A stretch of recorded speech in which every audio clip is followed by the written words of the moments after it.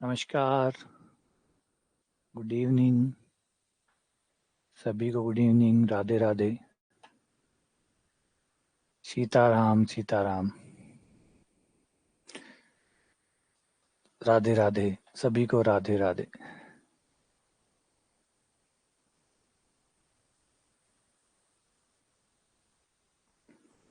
सीताराम सीताराम। आप सभी का बहुत बहुत स्वागत है। हाँ, आ जाइए। जय महाकाल, जय महाकाल। आज हम शुरू करने जा रहे हैं ग्रुप थ्योरी।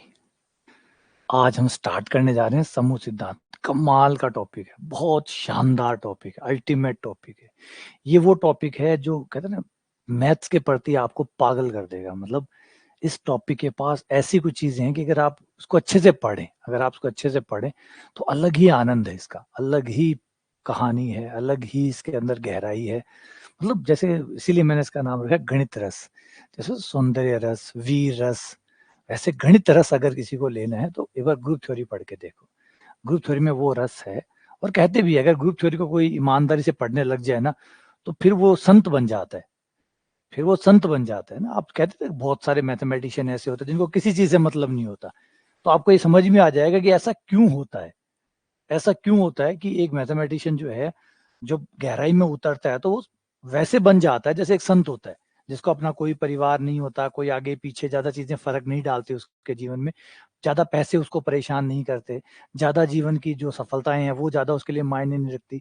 बस गणित और गणित गणित मायने रखने लग जाती है। तो वो आपको इस ग्रुप थ्योरी में एक झलक मिल जाएगी कि ऐसा इसमें क्या है। ऐसा जो हमारी एडवांस मैथमेटिक्स है उसमें ऐसा क्या है जो आपको अपने अंदर समाहित कर लेता है। यानी इसमें जाने के बाद में आपको ज्यादा भौतिक चीजों से फर्क नहीं पड़ता है। ऐसा क्या होता है इसके अंदर, उन सब की झलक आज आप लोगों को मिलेगी। तो उसके बारे में हम पढ़ेंगे। तो मूलभूत गणित की खोज जो है ये है। शानदार तरीके से पढ़ाऊंगा, बहुत अच्छे से पढ़ना आप लोग। समय लूंगा, थोड़ा समय इसमें मैं ज्यादा लूंगा ग्रुप थ्योरी में, क्योंकि मैं ईमानदारी से इसको आपको पढ़ाना चाहता हूँ। और पूरा आनंद जो है, भरपूर आनंद जो है, वो मैं आपको इस टॉपिक का जो है वो आप तक पहुंचाने की कोशिश करूंगा। खूब सवाल करवाऊंगा, खूब सारी चीजें कराऊंगा और बहुत सारी चीजें आप इसके बारे में जानेंगे, समझेंगे। बस नियमित रहिएगा। बार बार यही प्रार्थना है कि नियमित रहिएगा, फिर देखिए ये कमाल ही कमाल है। चलिए शुरू करते हैं। देखिए ग्रुप थ्योरी जो है वो मॉडर्न अलजेब्रा कहलाता है। मॉडर्न अलजेब्रा, दो प्रकार के अलजेब्रा थे। एक अलजेब्रा जो आप शुरू से पढ़ते आते हैं, जो आप फिफ्थ सिक्स सेवन्थ एट में पढ़ते हैं वो। फिर एक अलजेब्रा और बनता है जिसको मॉडर्न अलजेब्रा कहते हैं। मॉडर्न अलजेब्रा में हमने बहुत कुछ नया खोजा, कुछ नया समझा, नया देखा, और एक नई गणित का रूपरेखा जो है वो हमने तैयार की, जिसको मॉडर्न अलजेब्रा कहा गया। अभी आप गंभीर मत होइएगा, धीरे धीरे जैसे जैसे पढ़ेंगे वैसे वैसे कहानी समझ में आती जाएगी, क्योंकि काफी गहराई है, काफी गहराई है। बस अभी आप यूं समझ लीजिए कि हमने गणित को दो भागों में बांटा है। एक तो है अलजेब्रा जो पुराना चलता आ रहा है, और एक है अब जो नया डाल रहे हैं मॉडर्न अलजेब्रा, आधुनिक बीज गणित। है ना, एक हो गई बीज गणित आपकी जो पुरानी वाली जो आप पढ़ते आ रहे हैं, एक है आधुनिक बीज गणित जो एडवांस है, शानदार है, कमाल की है, उसका नाम है मॉडर्न अलजेब्रा। तो मॉडर्न अलजेब्रा में बहुत सारी चीजें आती है, जैसे ग्रुप थ्योरी है, रिंग थ्योरी है, फील्ड थ्योरी है, मॉडुलस है, और वेक्टर अलजेब्रा है ना, जो लीनियर अलजेब्रा है। बहुत सारे और ढेर सारी ब्रांचेस है इसके अंदर आते हैं। इन सबको मिला के मॉडर्न अलजेब्रा। ठीक है। तो उसको समझने से पहले पहले आप जो ग्रुप थ्योरी को समझने के, वरना तो ग्रुप थ्योरी की मैं परिभाषा नहीं समझाना चाहता। ऐसे नहीं कि एक ग्रुप होता है, एक समुच्चय होता है, एक संक्रिया होती है, नहीं नहीं, वो नहीं, वो बात तो बाद की है। वो बातें बाद की है। पहले मोटिवेशन समझिए कि ग्रुप थ्योरी का एक्चुअल मोटिवेशन क्या है। ये क्यों आई है आपको पढ़ाने के लिए, और ये क्यों आ रहे हैं, इसलिए नहीं कि सवाल परीक्षा में आने वाले इसलिए हम पढ़ रहे हैं, नहीं। ये बड़ा छोटा कारण है। इससे बड़ा कारण ओब्वियसली बात है, आपके यहाँ पेपर में आती है इसलिए आप पढ़ रहे हैं। है ना, बहुत से लोग, बहुत सी दुनिया में बहुत सी जगह ऐसी होंगी जहाँ पे पेपर में नहीं आती होगी, फिर भी पढ़ते हैं, फिर भी पढ़ाई जाती है। तो ऐसा क्या कारण है, ऐसा इसमें क्या है, ऐसा कौन सा मैथ इसमें छुपा हुआ है जो जरूरी बनाता है इसको। तो कहानी को शुरू करते हैं। धीरे धीरे समझिएगा, अच्छे से जानने की कोशिश करिएगा। सबसे पहला जो हमारा क्वेश्चन होता है वो होता है मैथ्स का मैकेनिज्म क्या है, मैथ्स कैसे काम करता है। सबसे पहला क्वेश्चन होता है मैथ्स मैकेनिज्म, हमारी गणित काम कैसे करती है। ये बड़ा इंपॉर्टेंट क्वेश्चन है। बहुत बहुत इंपॉर्टेंट क्वेश्चन है कि मैथ्स काम कैसे करती है। नॉर्मली लोग होते हैं मैथ्स होती है, नंबर्स होते हैं, इक्वेशंस होती है, फिर पहले आप नंबर पढ़ते हैं, फिर आप इक्वेशन पढ़ते हैं और मैथ्स ऐसे ही काम करते हैं। जवाब है ऐसे नहीं काम करती। इसकी कहानी को थोड़ा सा समझिए। इसे मैथ्स के मैकेनिज्म को समझने से पहले हमारे विज्ञान के मैकेनिज्म को समझना होगा कि हमारा विज्ञान कैसे काम करता है। विज्ञान में फर्स्ट फिजिक्स को ले लेते हैं। पहले आप फिजिक्स को समझिए कि फिजिक्स कैसे काम करता है और फिजिक्स को बनाया क्यों गया। इसलिए नहीं बनाया गया कि सेकंड ग्रेड का पेपर होगा, है ना। पहले तो ये परिभाषा ठीक कर लें, फिजिक्स इसलिए नहीं बनाया गया कि सेकंड ग्रेड के पेपर में कुछ तो देना है, तो चलो फिजिक्स तैयार करवा देते हैं ताकि बच्चों को सेकंड ग्रेड में कुछ पूछा जा सके। या फर्स्ट ग्रेड फिजिक्स पहले आई है, फर्स्ट ग्रेड रहे ना रहे, सेकंड ग्रेड रहे ना रहे, फिजिक्स तब भी रहेगी और फिजिक्स पहले भी थी, फिजिक्स बाद में भी रहेगी, है ना। तो पहले तो अपने दिमाग से निकाल दीजिएगा, आपको परेशान करने के लिए फिजिक्स या मैथ्स नहीं बनाई गई है ना। फिजिक्स या मैथ्स आपको परेशान करने के लिए या आपका पेपर में क्या पूछा जाए इसके लिए फिजिक्स और मैथ्स नहीं बनाई गई है। फिजिक्स और मैथ्स का उद्देश्य बहुत नेक और बहुत बड़ा है।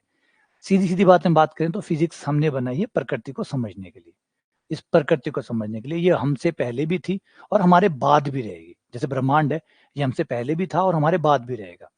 तो जो प्रकृति है, जो नेचर है, उसको समझने के लिए हमने भौतिक जो चीजें हैं, जो भौतिक घटनाएं हमारे आसपास में होती है, जो फिनोमिना कहते हैं, जिन्हें हम फिनोमिना कहते हैं, घटनाएं कहते हैं, हमारे आसपास होती ही रहती है। हम ध्यान दे या ना दे, हमारे आसपास घटनाएं घटित होती रहती है। लेकिन हम में से कोई सिरफिरा आता है और उन घटनाओं पे सवाल उठाता है। हम में से कोई सिरफिरा आता है और घटनाओं पे सवाल उठाता है। फॉर एग्जाम्पल, सेव ऊपर से नीचे गिरा। सेव तो हमेशा ही नीचे गिर रहा था, न्यूटन से पहले भी नीचे गिर रहा था। ऐसा थोड़ी था कि न्यूटन से पहले सारे सेव ऊपर जा रहे थे, नहीं था ना। तो न्यूटन से पहले भी सेव नीचे गिर रहे थे, लेकिन वो पहला सिरफिरा था जिसने ये सवाल किया कि एप्पल नीचे क्यों आता है। पहला सिरफिरा था, है ना, जिसने ये सवाल किया कि नीचे क्यों आया, ऊपर क्यों नहीं गया। रिपीट कर रहा हूं, यहाँ पे ध्यान रखिएगा एक बात को कि उससे पहले भी फिजिक्स वैसे ही काम करती थी, प्रकृति वैसे ही काम करती थी। बस सवाल आपने तब उठाया पहली बार कि भाई सेम नीचे की तरफ क्यों गिरता है। दूसरा एग्जांपल ले तो आर्कमिडीज से पहले भी चीजें पानी में तैरती थी और डूबती थी। आर्कमिडीज से पहले भी चीजें पानी में तैरती और डूबती दोनों थी। लेकिन आर्कमिडीज वो पहले व्यक्ति थे जिन्होंने ये सवाल उठाया और उसका जवाब ढूंढा कि क्यों तैरती है, क्यों डूबती है। या ऐसा नहीं कि आर्कमिडीज से पहले हर चीज तैर रही थी, आर्कमिडीज के बाद में ही चीजें तैरनी और डूबनी शुरू हुई है। उससे पहले भी तैरती डूबती थी। प्रकृति को कोई फर्क नहीं पड़ा कि आपको अब ये पता चल गया कि कैसे डूबती है और कैसे तैरती है। उससे पहले भी प्रकृति वैसे ही काम कर रही थी, प्रकृति बाद में भी वैसे ही काम कर रही है। बस अब आपका ज्ञान बदल गया। पहले आपको ये लग रहा था कि पता नहीं क्यों, अब आपको ये पता है कि क्यों डूब रही है, क्यों तैर रही है। अब आपको पता है, अब आप ज्यादा समझदार हो गए हैं। अब आप समझने लग गए हैं कि पानी पे चीजों को तैराया कैसे जाए, क्या किया जाए कि वस्तुएं तैरेंगी। तो बस ये जो सवाल उठाए गए थे, घटनाएं तो होती रहती थी। मैंने कहा ना, चीजें पहले भी डूब रही थी, पहले भी तैर रही थी, चीजें नीचे की तरफ आ रही थी। प्रकृति में घटनाएं सदियों से घटित होती आ रही है। ये फिजिक्स जो है उनका इंतजार नहीं कर रही है, वो घटनाएं घटित होती है।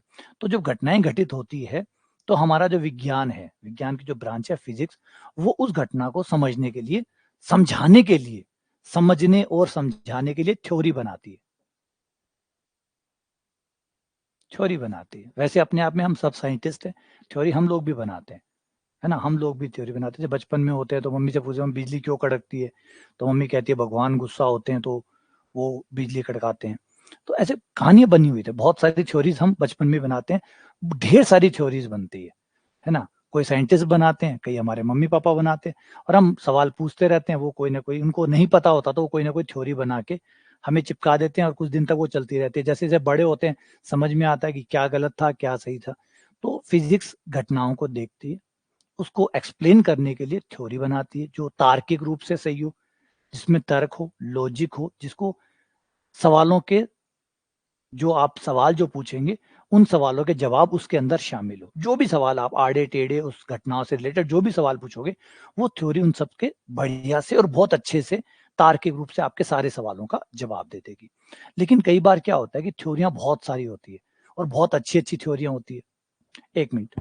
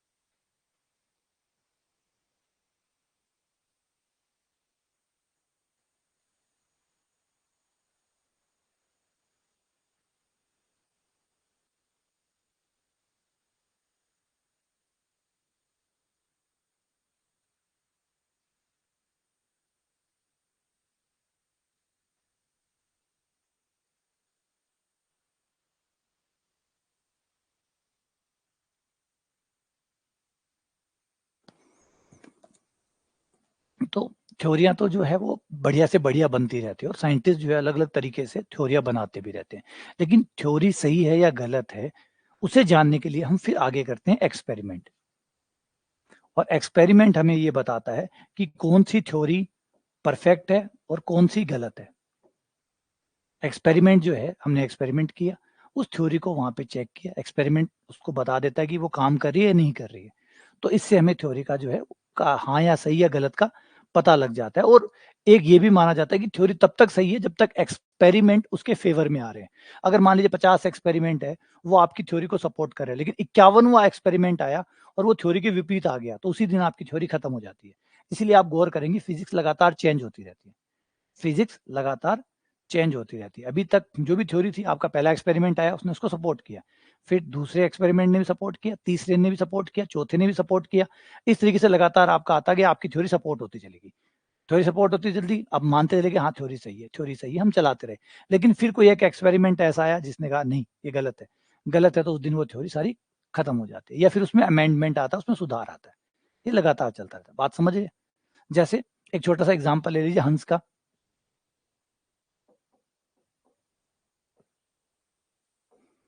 ठीक है? या हंस का एग्ज़ाम्पल ले लीजिए। आप कहेंगे कि हंस जो है वो सफ़ेद कलर के होते हैं, है ना? लेकिन क्या आप प्रूफ़ कर सकते हैं कि सफ़ेद कलर के होते हैं? तो आप मुझे बाहर ले जाएँगे, दिखाएँगे, "सर वो देखो वो रहा हंस सफ़ेद कलर का।" मैं कहूँगा ठीक है। फिर आप मुझे कहीं और ले जाएँगे, देखें, "सर वो देखो वो रहा हंस सफ़ेद कलर का।" ठीक है। फिर कहीं और ले गए, आपने मुझे दिखाया हंस, "सर ये सफ़ेद कलर का।" फिर कई सालों तक मैं जहाँ भी गया मैंने देखा हंस सफ़ेद कलर का आ रहा है। मेरी थ्योरी और साबित होती जा रही है कि सही है, सही है, सही है। लेकिन क्या लगता है, मेरी थ्योरी एक दिन अगर मुझे एक काले कलर का हंस मिल गया, उस दिन वो सारी थ्योरी खत्म हो जाएगी। लेकिन थ्योरी इम्प्रूव होती जा रही है। देखो, मैं पहला हंस देखा, मेरी थ्योरी और ज़्यादा मजबूत हुई। अच्छा लगा, हाँ, मेरी थ्योरी सही है। फिर दोबारा 2 हंस देख लिए, थ्योरी और बढ़िया हो गई। 3 बार, 4 बार, 5 बार, 500 हंस देख लिए, 5000 देख लिए, मैं और कन्फर्म होता जा रहा हूँ। और कॉन्फिडेंस आता जा रहा है कि हंस सफ़ेद ही होते हैं। मेरी थ्योरी सही है, हंस सफ़ेद होते हैं। चलता रहा। अब मेरी थ्योरी को कोलैप्स होने में सिर्फ़ एक घटना की ज़रूरत है।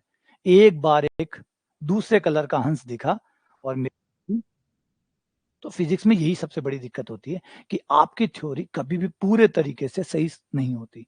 वो एक्सपेरिमेंट टू एक्सपेरिमेंट चलती रहती है और एक्सपेरिमेंट उसको लगातार सही साबित करते रहते हैं, लेकिन इसकी कोई गारंटी नहीं है। आपके एक्सपेरिमेंट ने एक एक्सपेरिमेंट ने कह दिया, इसका मतलब ये नहीं कि वो थ्योरी तो मजबूत है। ठीक है, एक्सपेरिमेंट सपोर्ट कर रहे हैं, इसका मतलब है कुछ हद तक वो सही है। पूरी गारंटी नहीं है, उसका ऐसा नहीं है कि हमेशा के लिए वो सत्य हो गई। अब मान लीजिए 50 एक्सपेरिमेंट ने थ्योरी को मजबूत कर दिया, 51वें ने, या तो एक्सपेरिमेंट गलत है या थ्योरी गलत है। एक्सपेरिमेंट को आप क्रॉस चेक करोगे, आपको लगा नहीं एक्सपेरिमेंट तो गलत नहीं है, तो फिर कौन गलत है? बोला थ्योरी गलत है, थ्योरी में कुछ ना कुछ तो गलत है, थ्योरी में कुछ ना कुछ तो गलत है, ठीक करते हैं। तो इस तरीके से फिज़िक्स आपकी लगातार बदलती भी रहती है और अपने आप को इम्प्रूव भी करती रहती है। थ्योरी एक्सपेरिमेंट लगातार आप चलते रहते हैं। ये फिज़िक्स का तरीका है।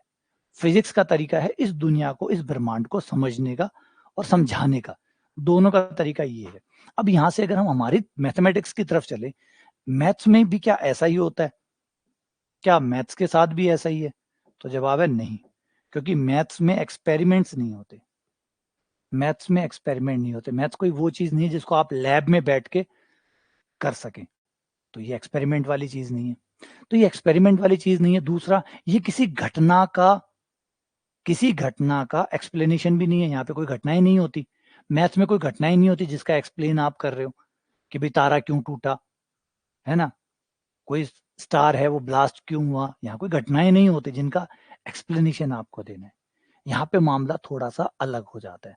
यहाँ पे हो जाता है कि हम हमारे जीवन को आसान बनाने के लिए, जैसे मेरी बकरियाँ हैं, मुझे गिननी है।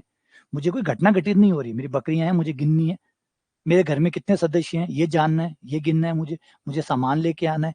तो मुझे जो डे बाय डे की चीज़ें हैं, डे बाय डे के जो मेरे काम हैं, वो आसानी से मैं परफ़ॉर्म कर पाऊँ, इसके लिए मैंने कुछ अपने काल्पनिक सहायक तैयार कर लिए हैं, कुछ वर्चुअल असिस्टेंट मैंने तैयार कर लिए, जिसमें से एक है नंबर। ये कहीं दिखेंगे नहीं आपको। हमारा सारा का सारा मैथ्स का आइडिया जो होता है, वो होता है एब्स्ट्रैक्ट, काल्पनिक। वो आपको कहीं भी नहीं दिखेंगे।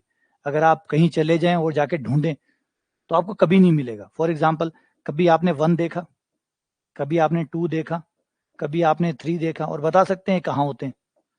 तो ये कहीं नहीं होते। 1, 2, 3, 4, 5 क्या कभी ये होते हैं? ये कहीं नहीं होते। कहीं हो सकते हैं? नहीं। है ना। अगर आप कह रहे हैं 1 पेन, तो पेन तो है, 1 कहाँ है? पेन तो है, 1 कहाँ है? 1 कहीं नहीं है। समझ रहे? ये पेन ही 1 है, ये उँगली ये 1। तो अभी तो ये 1 था और अभी ये 1 हो गया, तो फिर 1 कौन-सा है? ओरिजिनल 1 कौन-सा है? ये वाला 1 है या ये वाला 1 है? तो सर 1 कोई सा ही नहीं है। इन दोनों में से कोई सा भी 1 नहीं है। ये उँगली है, ये पेन है। तो एक काल्पनिक कंसेप्ट हमने बनाया सरलता से बताने के लिए, वरना ये कितनी 2 उँगलियाँ, 3 उँगलियाँ, 4, 5, तो हमने एक काल्पनिक कंसेप्ट बनाया जिससे हमारे बोलने की चीज़ें आसान हो जाए, बताने की चीज़ें आसान हो जाए। आप मुझसे पूछो कि आपके घर में कितने मेंबर हैं, तो मैं आराम से उसको बता सकूँ और वो समझ भी जाए और मैं समझा भी पाऊँ। तो हमने जीवन को आसान बनाने के लिए कुछ एब्स्ट्रैक्ट चीज़ें तैयार की। ज़रूरत है, ये हमारी ज़रूरतें थी। ये हमारी ज़रूरतें थी, हमने अपनी ज़रूरतों को समझते हुए कुछ सहायक चीज़ें तैयार की, जिसमें से नंबर 1 चीज़ है। इनका वास्तविकता से कोई लेना-देना नहीं है, ये पूर्ण रूप से काल्पनिक चीज़ें हैं, पूर्ण रूप से काल्पनिक चीज़ें। अब ये जो काल्पनिक चीज़ें हैं, ये जो आपने बनाई है, धीरे-धीरे इम्प्रूव होता चला गया, हम आगे बढ़ते चले गए। आगे जैसे-जैसे हम बढ़ते गए, जैसे-जैसे हम बढ़ते चले गए, हमने जोड़ इजाद किया, हमने गुणा, भाग, बाकी, साधारण ब्याज, क्योंकि जैसे मैंने कहा था हमने वर्चुअल असिस्टेंट तैयार किए थे हमारे जीवन को आसान बनाने के लिए।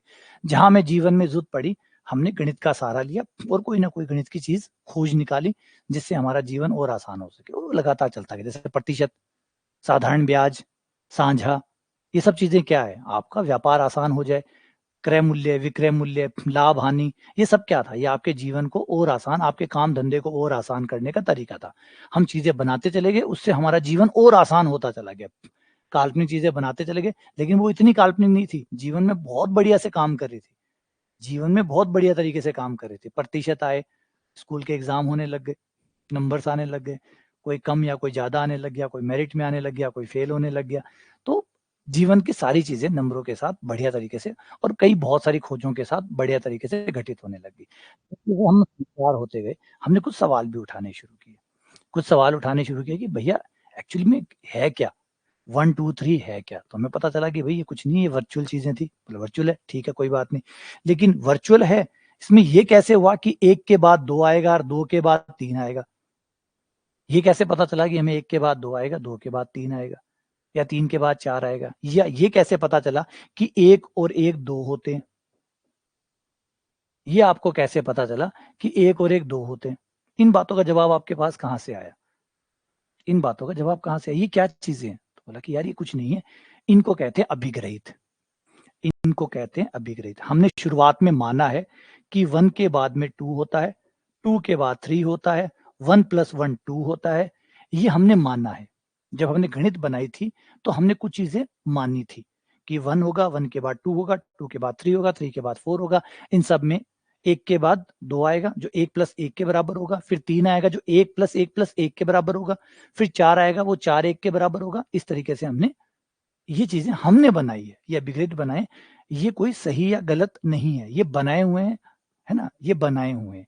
इन्हें अभिग्रहित कहते हैं। अभिग्रहित वो जिनको आप प्रूफ नहीं कर सकते कि ये गलत है या सही है, ये ज़रूरी है, ये ज़रूरी है, शुरुआत करने के लिए ज़रूरी है।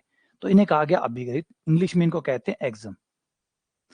तो मैथ्स जो है, जिन चीज़ों पे टिकी हुई है, उन्हें कहते हैं एक्सम्स। एक्सम का मतलब वो शुरुआती चीज़ें जिसके ऊपर आपने गणित को बनाया है। गणित को आपने जिन शुरुआती चीज़ों पे बनाया, उन्हें एक्सम कहते हैं। जिन शुरुआती चीज़ों पे आपने बनाया, उसे एक्सम कहते हैं।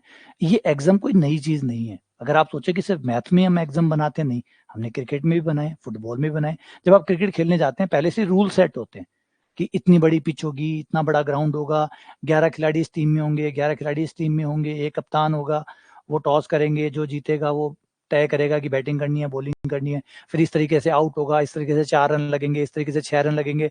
इस तरीके से एक टीम जितने रन बनाएगी, दूसरी टीम को उतने रन बनाने होंगे, नहीं बना पाया तो हार जाएगा। ये सब रूल आपने पहले से ही सेट किए। तो ये जो रूल है, क्या आप इन रूल्स के ऊपर इन रूल से आप गेम खेलते हैं। इन रूल से आप गेम खेलते हैं। लेकिन क्या कभी याद आता है कि आप इन रूल्स के ऊपर सवाल उठाते हैं? नहीं, आप रूल्स पे सवाल नहीं उठाते। कभी किसी प्लेयर को देखा है कि वो ये कहे कि कैच आउट को आउट क्यों कहते हैं? मैं नहीं मानूँगा कि कैच आउट को प्रूफ करके दो मुझे कि कैच आउट होना आउट होता है। या विकेट पे बॉल लग गई तो आउट होता है, मैं नहीं मानूँगा। तो मैं नहीं मानूँगा नहीं है यहाँ पे, मानना ही पड़ेगा। गेम जो है वो विद रूल्स होते हैं, रूल्स पहले से ही सेट होते हैं, बस आपको उन्हीं रूल के भीतर-भीतर खेलना होता है। उसी रूल्स के भीतर भीतर खेलना होता है। रूल्स सही या गलत नहीं होते, रूल्स सही या गलत नहीं होते, रिपीट कर रहा हूँ, फिर से सुन लीजिए, रूल्स सही या गलत से परे होते हैं। ये गेम को खिलवाने के लिए जरूरी है। सपोज करिए आपने 11 खिलाड़ी, आपने खिलाड़ियों को ग्राउंड में छोड़ दिया, कोई रूल्स नहीं है, क्या गेम हो सकता है? कोई रूल्स नहीं है, आपने कोई रूल नहीं बनाया, दो खिलाड़ियों ग्राउंड पे छोड़ दिया कि जाओ खेलो, जाओ खेलो। अब वो पूछेंगे क्या खेले? बस खेलो। बोले बताओ तो सही क्या खेले? नहीं, बस कह दिया खेलो, कोई रूल नहीं है, खेलो। क्या खेलेंगे? तो रूल्स जो है वो गेम को डिफाइंड करते हैं। अगर आप रूल्स नहीं बनाएंगे तो गेम चलेगा नहीं। तो रूल्स सही और गलत से परे हैं, वो जरूरी चीजें हैं जिनको आप सही गलत पे मत नापिए। वो इसलिए कि गेम का होना जरूरी है। रूल्स में आप अमेंडमेंट कर सकते हैं, बदल सकते हैं, नए ला सकते हैं। अगर आपको एक टाइप के सेट ऑफ रूल्स नहीं पसंद है तो आप दूसरे टाइप के बना लीजिए। फुटबॉल के अलग रूल होते हैं, क्रिकेट के अलग रूल होते हैं। फुटबॉल में आप बड़ी बॉल से खेलते हैं, क्रिकेट में आप छोटी बॉल से खेलते हैं। दोनों के अलग अलग है। देखिए, क्रिकेट में आप छोटी बॉल से खेलते हैं, उसका रूल है कि छोटी बॉल से खेला जाएगा, वहां बड़ी बॉल से खेलते हैं। तो दोनों ही गेम है, दोनों के रूल्स हैं। और अच्छा, आपको ये भी नहीं पसंद है कि नहीं छोटी से भी नहीं खेलना, बड़ी से भी नहीं, मुझे इतनी बड़ी से खेलना है, तो ठीक है, एक और गेम बना लीजिए, और एक गेम बना लीजिए, और एक गेम बना लीजिए। जैसे मन में आए वैसे रूल्स, रूल्स जरूरी है, ये बात तो आप समझ गए कि गेम खेले बिना, बचपन में आप कोई भी गेम खेलते थे तो कुछ तो रूल्स बनाते थे। कम बना लीजिए, बहुत कम बना लीजिए, रूल तो बनाने पड़ेंगे। क्योंकि रूल बनाए बिना कैसे पता चलेगा कि कौन जीतेगा और कौन हारेगा, कितने लोग खेलेंगे, कैसे खेलेंगे, ये सब रूल ही तो बताएंगे। कम रूल बन सकते हैं, बहुत कम रूल बना सकते हो, लेकिन बिना रूल के गेम नहीं चल सकता। तो रूल्स सही या गलत से परे होते हैं, उनको सही गलत में नहीं आंका जाता, वो शुरुआत होते हैं। अब कई मान लो हम में से कोई विरोध करे कि मैं नहीं मानता एक और एक दो होते हैं, बिल्कुल मत मानो। आप नहीं मानते, ठीक है, चलो कोई बात नहीं, आप कुछ और बना लो, कुछ और बना लो, कुछ और बना सकते हो।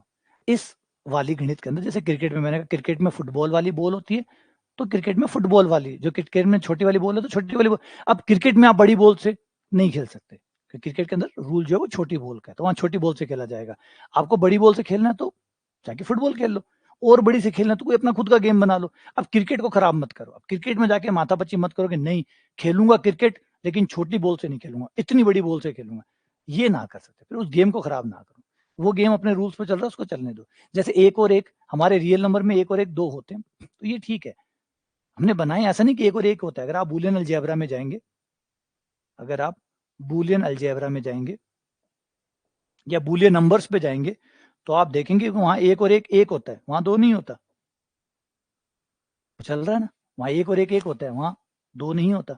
आपके रियल नंबर में एक और एक दो होता है, बूलियन अलजेब्रा में एक और एक होता है, वहां एक चल रहा है, कोई दिक्कत नहीं। अगर आपको कुछ और चाहिए कि भैया एक और एक मैं 5 लाना चाहता हूँ, ठीक, अपनी एक गणित बना लीजिए, और 1 + 1 वहां 5 होता होगा, वहां 5 हो जाएगा। तो गणित खुली है, ये वो चीज नहीं है जो एकदम बंधा हुआ है कि बस यही एक प्रकार है, दूसरे प्रकार का नहीं हो सकता।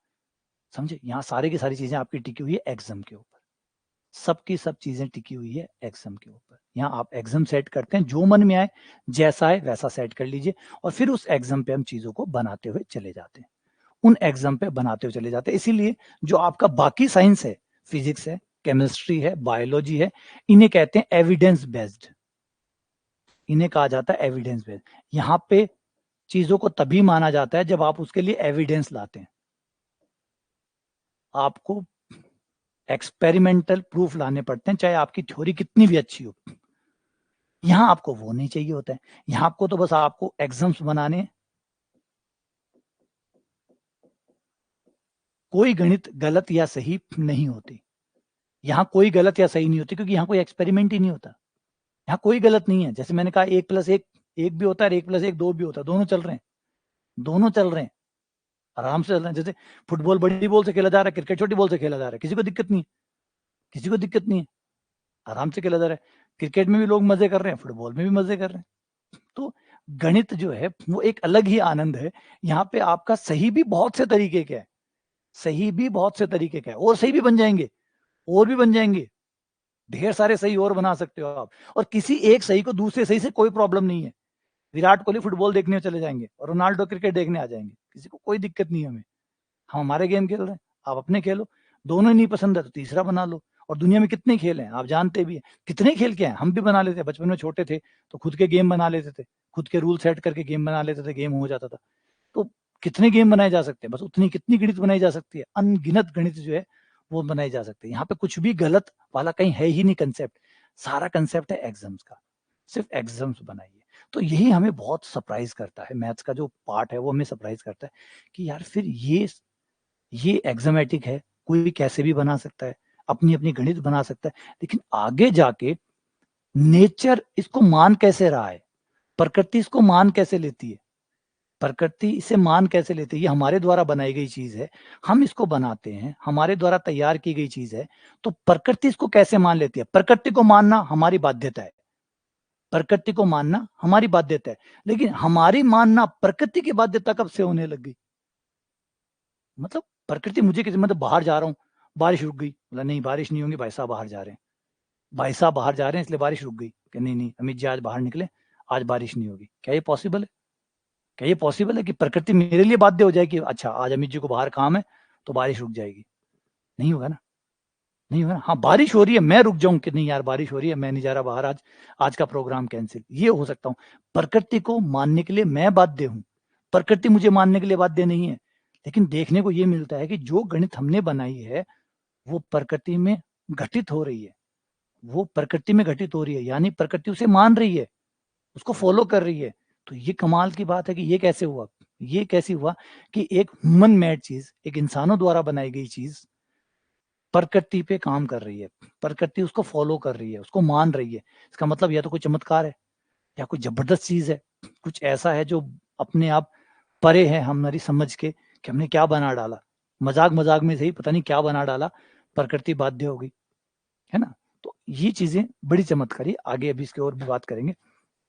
तो चलिए उम्मीद करता हूं कि ये कहानी जो है आपको समझ में आ गई होगी कि क्या है मैथ्स का एक्जिमेटिक अप्रोच। तो हमारी पूरी मैथ्स जो है वो पूरे तरीके से एक्जिमेटिक है, आप जो चाहे, इसलिए मैथ्स में लोगों को लड़ने की जरूरत नहीं है, हमारे मैथ्स में कोई लड़ने की जरूरत नहीं है। आप आराम से, आपको जो मन में आए वो जाके अपनी थ्योरी बनाइए, मतलब एग्जाम बनाइए और चलिए। यहाँ कोई लड़ाई नहीं है, यहाँ पे कोई सुपेरिटी वाली लड़ाई नहीं है कि ये वाली गणित सुपीरियर है, वो वाली गणित सुपीरियर है, या वो वाली उससे भी ज्यादा सुपीरियर है ना, सब अच्छा। यहाँ कोई गलत नहीं है, यहाँ कोई गलत नहीं है। बूलियन अलजेब्रा भी सही है, आपका रियल नंबर भी सही है, कॉम्प्लेक्स नंबर भी सही है, क्वार्टेरियन भी सही है, वेक्टर्स भी सही है, मैट्रिक्स भी सही है। यार कमाल है, इसमें हो क्या रहा है?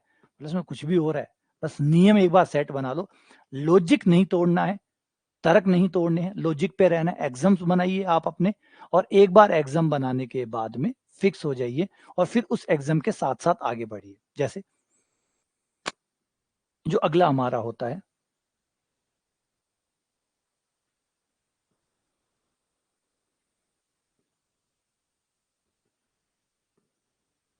एक मिनट,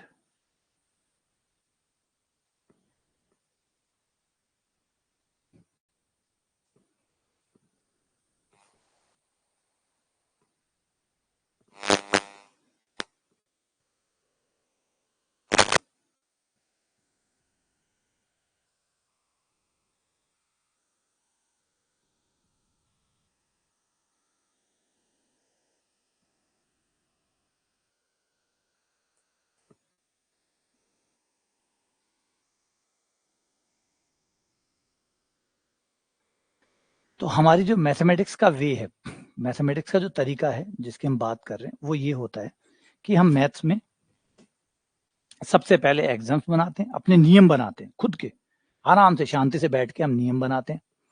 फिर नियम के लिए कुछ डेफिनेशंस बनाते हैं, परिभाषाएं बनाते हैं। परिभाषाएं, बस परिभाषाओं को तो यूँ समझिए कि हम किसी चीज को सही ढंग से बोल पाए, छोटे नाम से बोल पाए, इसलिए परिभाषा बनाते हैं। जैसे मैं अगर ये बोलूं एक त्रिभुज है जिसका एक कोण 90 डिग्री है, बार बार ये बोलूं एक त्रिभुज है उसका एक कोण 90 डिग्री है, एक त्रिभुज है जिसका एक कोण 90 डिग्री है, उससे बेहतर है हमने एक छोटा नाम रख लिया समकोण त्रिभुज, बात खत्म।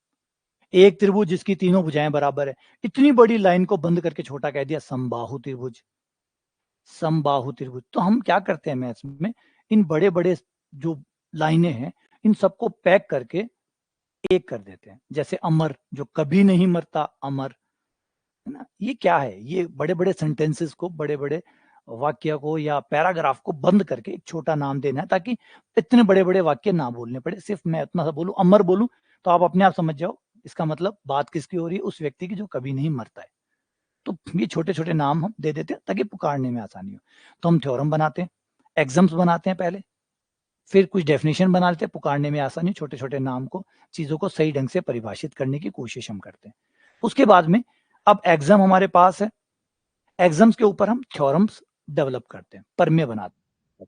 जैसे भी आप देखिए क्रिकेट के रूल फिक्स है, क्रिकेट के रूल फिक्स है। अब खिलाड़ी क्या करते हैं, नए नए शॉट लेके आते हैं, नियमों को नहीं तोड़ते, नियमों को नहीं तोड़ते, नियमों के भीतर भीतर रहकर कलाकारी दिखाते हैं, नियमों के भीतर रह रह के कलाकारी, नियमों को बिना तोड़े, नियमों को बिना तोड़े, उन्हीं नियमों का इस्तेमाल करते हुए वो नई नई चीजें ढूंढते हैं। ऐसे खेलेंगे, ऐसे चौका मार रहे हैं, ऐसे छक्का मार रहे हैं, इस नियमों को नहीं तोड़ रहे हैं। रिपीट कर रहा हूं, नियमों को नहीं तोड़ रहे हैं, नियमों का ही फायदा उठा रहे हैं और नई नई चीजें, नया नई कलाकारी, नई नई रचनात्मक चीजें वो लेके आ रहे हैं, जिसको हम थ्योरम कहते हैं। गणित में भी यही होता है, थ्योरम बनाते हैं आप, उन्हीं एग्जाम्स के ऊपर थ्योरम बनाते हैं, मतलब और चीजें खोजते हैं। जैसे अगर आप इसे लें, समकोण त्रिभुज को लें, एक त्रिभुज जिसका एक कोण 90 डिग्री होता है, बात तो इतनी सी थी, बात तो इतनी सी थी, और इतनी सी चीज में से आपने एक चीज और निकाल ली। क्या निकाल लिया कि भाई इसकी जो सबसे बड़ी भुजा होती है, जिसको कर्ण कहते हैं, वो बाकी दो भुजाओं के वर्गों के योग के बराबर होता है। देखिए इतनी सी जानकारी है, ये एग्जाम है कि एक 90 डिग्री का कोण जो होता है एक त्रिभुज के अंदर जिसमें 90 डिग्री का कोण हो, वो समकोण हो गया। फिर आपने क्या किया, उसके इस गुण का फायदा उठाया और इसमें से एक चीज और निकाल दी कि यहाँ पे सबसे बड़ी भुजा का वर्ग शेष दो भुजाओं के वर्गों के योग के बराबर है। तथा और भी कई चीजें आपने खोज दी। एक चीज और खोज दी आपने कि भाई इस त्रिभुज के अंदर जब आप एक परिवर्त खींचेंगे, परिवर्त खींचेंगे तो उस परिवर्त का केंद्र इस सबसे बड़ी भुजा का मध्य बिंदु होगा। तो आप क्या कर रहे हैं, उसमें से नई नई चीजें खोज खोज के निकाल रहे हैं, जिसको हम कहते हैं थ्योरम। फिर ये बन गई थ्योरम। पहले आपने एग्जाम बनाए, परिभाषाएं बनाई, और फिर उनको इस्तेमाल करते हुए नई नई बातें उसमें से निकालनी शुरू कर दी, उसका दोहन शुरू कर दिया और जानकारियां उसमें से निकालनी शुरू कर दी, परमे पे परमे बनती चली गई।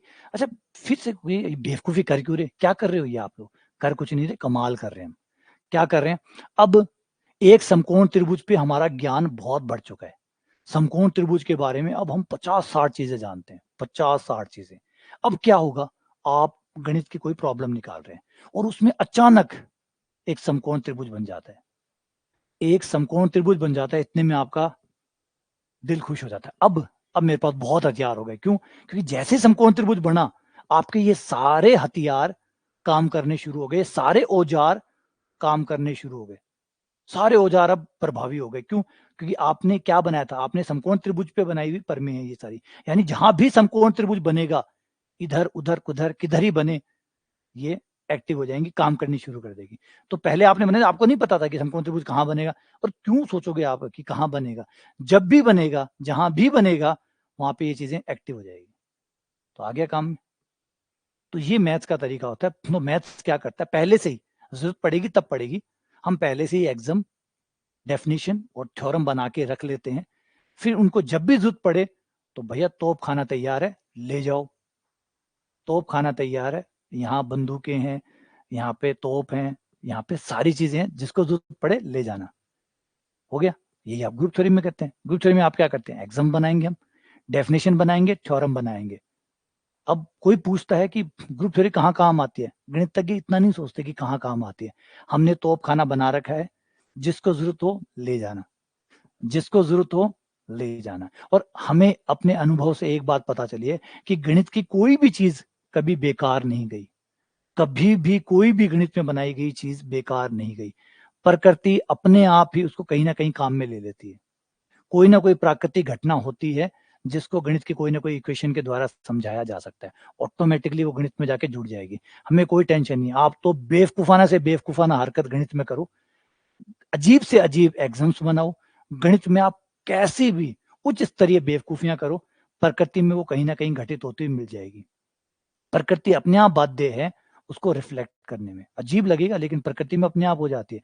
एक छोटा सा एग्जाम्पल आपको आता होगा रामानुजन सम का, रामानुजन सम का 1 + 2 + 3 + 4 डैश डैश, इसे रामानुजन सम कहा जाता है। 1 + 2 + 3 + 4 शुरुआत में कोई देखेगा कितना बकवास है, ये जोड़ है, ये जोड़ कैसे हो गया 1 2 3 से डैश डैश -1/12 ऐसा होता है क्या? ये तो बेवकूफाना है, बिल्कुल बेवकूफाना है, एकदम सरासर गलत है। और आपको ये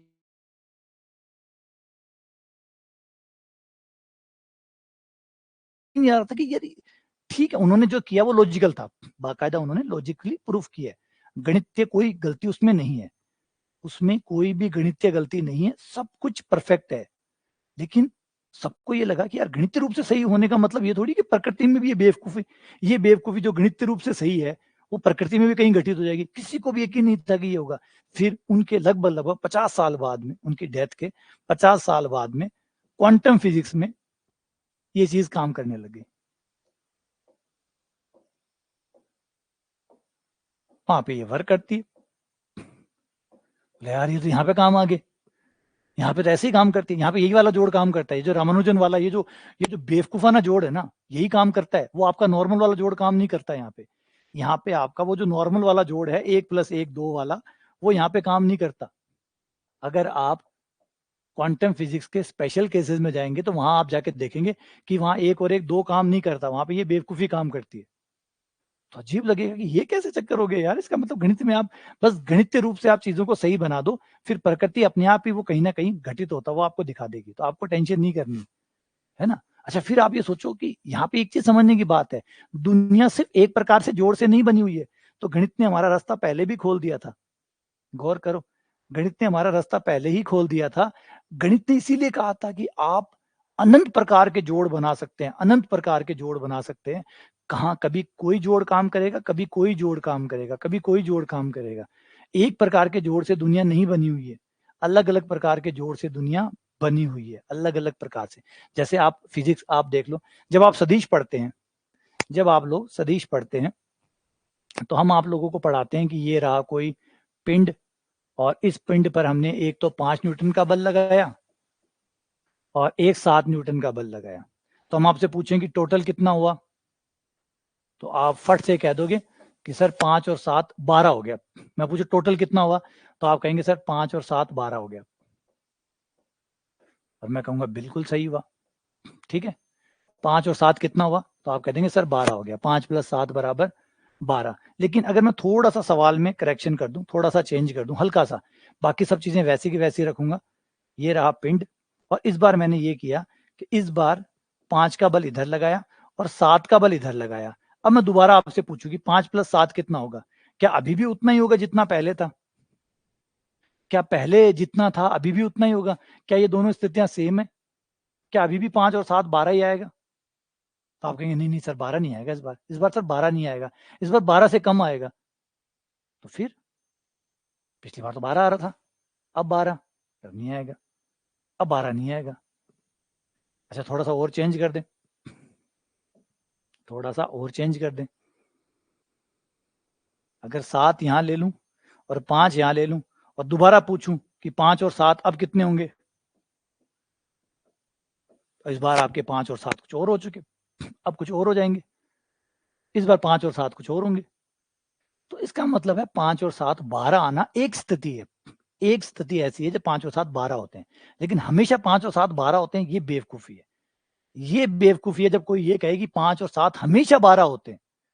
तो गणित जो है ना वो आपको ये सिखाती है, विवेक सिखाती है कि एक प्रकार का ही नहीं होता सत्य, अनेक प्रकार का हो सकता है, अनेक प्रकार का हो सकता है। 5 और 7 कभी 12 भी हो सकते हैं, कभी 11 भी हो सकते हैं, कभी 9 भी हो सकते हैं, कभी 8 भी हो सकते हैं। पकड़ के मत बैठो, पकड़ के मत बैठो, आपका 5 और 7 कितना भी हो सकता है, अलग अलग परिस्थिति वश वो चेंज हो जाएगा और सब सही है। क्या 12 गलत है? बोला नहीं गलत है, इस केस में 12 सही है, इस केस में कुछ और सही है, इस केस में कुछ और सही है। तो अलग अलग स्थिति में अलग अलग होता है। तो आपको ये समझना होगा कि जोड़ नहीं बदला है, आप ये पकड़ के बैठ जाओ कि 5 और 7 तो 12 ही होता है। ये गलती गणित जो है वो आपको समझाते कि नहीं ऐसा कुछ नहीं है, होते हैं 12, बिल्कुल होते हैं 5 और 7 12, लेकिन हमेशा नहीं होते। ठीक है ना। चलो और एक एग्जांपल ले लेते हैं, मान लीजिए चुनाव का एग्जांपल ले लो, बहुत अच्छा एग्जांपल रहता है मेरा। चुनाव का एग्जाम्पल ले लो कि दो पार्टीज है, आम आदमी पार्टी और कांग्रेस, मान लीजिए दोनों मिलकर चुनाव लड़ लेती है, और दिल्ली का ले लेते हैं, आम आदमी पार्टी जब मान लीजिए अकेले लड़ती है, तो सपोज करो उसको 30 सीटें मिलती है, और कांग्रेस को मान लो 20 सीटें मिलती है, और कांग्रेस और आम आदमी पार्टी ने तय कर लिया कि इस बार हम दोनों मिलके चुनाव लड़ेंगे। मिलके चुनाव लड़ेंगे तो उसका फायदा ये होगा कि 50 तो 30 तो इसके पास है, 20 मेरी आती है, 30 आम आदमी पार्टी की आती है, 20 मेरी आती है, मान लो 70 आ गई, तो 70 आ गई, 50 आ गई, टोटल 70 है, 50 आ गई तो हमारी बहुमत की सरकार हमारी बन जाएगी, हम मुख्यमंत्री बाद में डिसाइड कर लेंगे किसको बनाना है। मान लो हाइपोथेटिकल है, अभी ऐसा कुछ नहीं है, लेकिन मान लो अगर ये करें तो क्या लगता है 30 और 20 का जोड़ कितना होगा? अब तो थोड़ा समझो कि 30 और 20 का जोड़ क्या 50 होगा? तो डिपेंड करता है, आप कह नहीं सकते, आप कह नहीं सकते। क्यों नहीं कह सकते? क्योंकि कुछ वोटर्स ऐसे हैं जो कांग्रेस से नाराज है और वो आम आदमी पार्टी को वोट देते हैं, कुछ ऐसे हैं जो आम आदमी पार्टी से नाराज होकर कांग्रेस को वोट देते हैं, लेकिन जब दोनों साथ में लड़ेंगे तो फिर वो किसी को भी वोट नहीं करेंगे। तो ये जो नंबर है, ये नंबर बिगड़ भी सकता है, घट भी सकता है, ज्यादा भी हो सकता है, कोई भी कुछ नहीं कह सकता। चुनाव कराने के बाद ही पता चलेगा कि 30 और 20 का जोड़ कितना होना है, 30 और 20 टोटल कितने होंगे, ये तो चुनाव के बाद ही पता चलेगा। समझे बात? 30 और 20 का जोड़ कितना होता है? तो आप कहोगे 50, नहीं, 50 एक बार में 50 होता है, लेकिन इस केस में तो आपको बाद में ही पता चलेगा। हो सकता है 30 और 20 का जोड़ 40 भी हो जाए, 35 भी हो जाए, 18 भी हो जाए, हो सकता है कि 30 और 20 का जोड़ 60 भी हो जाए, ऐसा भी हो सकता है। वोटर्स है, जोड़ बगाड़ सकते हैं, 30 और 20 का जोड़ अलग नई प्रकार का जोड़ बना दे कि 30 और 20 60 हो गए। तो समझिए बात को कि जो चीज समझने लायक है वो है कि आप जिसे जोड़ मानते हैं वो एक प्रकार का जोड़ है, इसका मतलब ये नहीं कि वो सारे प्रकार के जोड़ हैं। और भी प्रकार के जोड़ संभव हो सकते हैं, और प्रकार के जोड़ भी जीवन में घटित होते हैं, और भी प्रकार के जोड़ जो है वो आपके जीवन में घटित होते हैं। ठीक है, चलो आगे बढ़ रहे हैं, कहानी में बहुत सारी चीजें हैं जो करनी। चलो आगे बढ़ते हैं। तो अब ये जो मैथ्स है, ये जो आगे बात करते हैं कि मैथ्स जो है उसके फाउंडेशन में क्या है। मैथ्स का व्हाट इज मैथ्स फाउंडेशन? जो आपका मैथ्स है, क्योंकि हमने ये तो कह दिया कि एग्जाम्स जो है वो बेस में होते हैं, जैसे उसमें थ्योरी बेस होती है। अगर आप उसमें जाएंगे, फिजिक्स में जाएंगे, केमिस्ट्री में जाएंगे, तो वहाँ थ्योरी सबसे इंपॉर्टेंट होती है। थ्योरी होती है, पहले आप थ्योरी बनाते हैं, फिर एक्सपेरिमेंट उसको क्रॉस चेक करते हैं कि वो सही है या गलत है। तो अब यहाँ पे शुरू होती है हमारी कि भाई फाउंडेशन, जो मैथ्स की फाउंडेशन है वो क्या है। तो अगर हम देखेंगे हमारा पूरा मैथ्स जो है वो तीन चीजों पे टिका हुआ है, नंबर्स, नंबर्स, इक्वेशंस और ज्योमेट्री। और गौर करिए, आपको शुरुआती शिक्षा इन्हीं की है। शुरुआती शिक्षा जो आपकी होती है वो इसी बात की होती है, पहले आपको नंबर पढ़ाते हैं, ज्योमेट्री पढ़ाते हैं, फिर इक्वेशन पढ़ाते हैं। और गौर करिए कि फिर कुछ बदला ही नहीं है, बस ये तीन ही चीजें जिससे आपकी पूरी गणित बनी हुई है। आपकी पूरी गणित में इन तीनों का ही मिक्सअप है। कहीं नंबर ज्यादा है, इक्वेशन और ज्योमेट्री कम है, कहीं इक्वेशन ज्यादा है, नंबर और ज्योमेट्री कम है, कहीं ज्योमेट्री बहुत है, नंबर इक्वेशन कम है। इनका तीनों के मिक्स से बनता है। जैसे हम कहते हैं हमारे दुनिया के सारे कलर्स, जितने भी कलर्स हैं, आप RGB से बना सकते हैं, रेड, ग्रीन और ब्लू से। इन तीन कलर से आप दुनिया का कोई भी कलर बना सकते हैं। पढ़ते हैं ना आप कि अभी जो हमारा जितनी कंप्यूटर की स्क्रीन है और है, उसमें अगर 16 मिलियन कलर है, 16 मिलियन का मतलब 1.6 करोड़, 1.5 करोड़ कलर जो है वो सिर्फ तीन कलर से ही बनते हैं, RGB। आप तीन कलर मिक्स करते हैं, अलग अलग अनुपात में मिक्स करते हैं, और अलग अलग अनुपात में इन तीन कलर को मिक्स करके आप दुनिया का कोई भी कलर बना सकते हैं, कोई भी कलर। तो तीन कलर फंडामेंटल है, इनसे सारे कलर बन जाते हैं। सेम गणित का भी यही हालत है, नंबर, इक्वेशन और ज्योमेट्री, इन तीन को अलग अलग मात्रा में मिक्स करके आप सारी ब्रांचेस बना सकते हैं। कोई भी ब्रांच आप देखिए वो इन तीन से ही बनी हुई है, इन तीन से ही। गौर करके देखिए, number theory, number, equation, algebraic equation, ये इक्वेशन, वो इक्वेशन, ज्योमेट्री, इन तीनों का ही मिक्सअप, कुछ ना कुछ अनुपात, किसी का ज्यादा कहीं कम करके ही हमने पूरी की पूरी मैथमेटिक्स तैयार की हुई है, पूरा इन्हीं से ही है। गौर कर लो, अजीब लग रहा हो तो गौर कर लो, कोई ऐसी ब्रांच है जो इनसे नहीं बनी हुई? तो नंबर, इक्वेशन और ज्योमेट्री, हम इन तीनों से ही करते हैं। यहाँ तक सब कुछ दुनिया में बढ़िया चल रहा था, ये थ्योरी हमारी बढ़िया थी कि भाई पूरी जो गणित है वो इन 3 से बनी हुई है, ये सही भी बात है, इसमें कोई गलती भी नहीं है। लेकिन हमारा इंसानों के दिमाग क्या होता है कि हम चीज़ों की और गहराई में उतरना चाहते हैं। जब हम गहराई में जाते हैं ना, तो हम और गहराई में कोई ना कोई और आता है, कोई ना कोई ऐसा आता है, जो दुनिया को रास्ता दिखाता है। दुनिया जैसे कुछ मानने लगती है, जैसे कुछ एक्सेप्ट कर लेती है, इतने में कोई आता है बिखेरने के लिए। इतने में कोई ईश्वर किसी को भेजता है, जाओ कहानी को बिखेर दो। वो आता है और कहानी का जो बेस है उसको हिला देता है। जैसे अल्बर्ट आइंस्टीन से पहले आप देखिए कि सन 1900 के आसपास, 1900 लगभग 1895 के आसपास साइंटिस्ट ये कहने लगे थे, फिजिसिस्ट ये कहने लगे थे कि लगभग हमने ब्रह्मांड की सारी घटना को समझना सीख लिया है और हमारी फिजिक्स जो है वो कंप्लीट हो गई है, लगभग कंप्लीट हो गई है, थोड़ी बहुत बाकी है, वो और कर लेंगे। ये तक आ गया था 1895 तक कि भाई फिजिक्स पूरी हो गई है और ज्यादा काम नहीं बचा, थोड़ा बहुत है वो और हो जाएगा, लगभग हम हर घटना को समझा सकते हैं।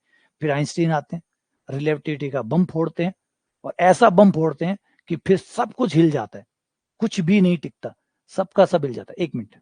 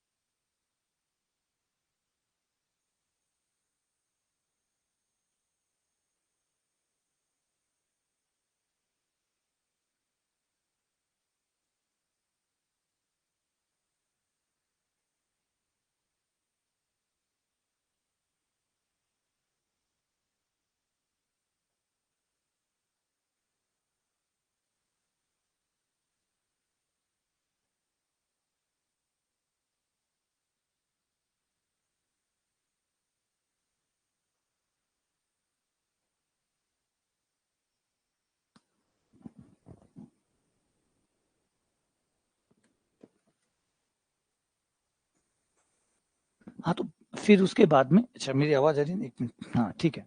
तो फिर ये था कि ये सब चीज़ें बढ़िया तरीके से चल रही थी, सब कुछ शानदार था। लेकिन फिर जैसे मैंने कहा कि कोई आएगा और आके सब कुछ बिखेर देगा, क्योंकि बिखेर इसलिए देगा क्योंकि गहराई थी। कोई कभी इंसान को ऐसे महसूस ही नहीं होने देंगे कि हम चरम पे पहुँच गए हैं और हमने पूरे ब्रह्मांड को जान लिया। ऐसी फीलिंग कभी आने ही नहीं देते। कोई ना कोई आता है, आके सारी चीज़ें खोल देता है, दोबारा से नए सिरे से स्टार्ट करना पड़ता है। तो यहाँ पे भी कहानी कुछ ऐसी थी, एक बंदा आता है और आप अजीब लगेगा लेकिन आपको सुन के कि एक 17 साल का लड़का, सिर्फ एक 17 साल का आता है जिसका नाम है एवरेस्ट गेलियोस। उस समय ये फ्रेंच रिवॉल्यूशन का टाइम था, एक क्रांतिकारी, ठीक है, क्योंकि इसकी फैमिली जो है पॉलिटिकल मूवमेंट में काफ़ी एक्टिव थी। आप शक्ल से भी देख सकते हैं, बहुत छोटा-सा लड़का था और टोटल एज देख सकते हैं, यानी 21 साल टोटल उम्र इसकी रही थी। टोटल 21 साल तक ये रहे थे धरती पे और अद्भुत, अद्भुत, अद्भुत, अद्भुत और कमाल था ये बंदा। कमाल इसलिए था कि ये देखिए बड़े जो बड़े चंचल टाइप के बच्चे होते हैं, बड़े शैतान टाइप के बच्चे होते हैं, भगवान ने दिमाग उन्हीं को दे देता है। वो जो चंचल होते हैं ना, दिमाग उनको खूब देता है। ये बड़ी विचित्र विडंबना है। जो बहुत गोलू-मोलू होते हैं, उनके पास दिमाग भी कम होता है।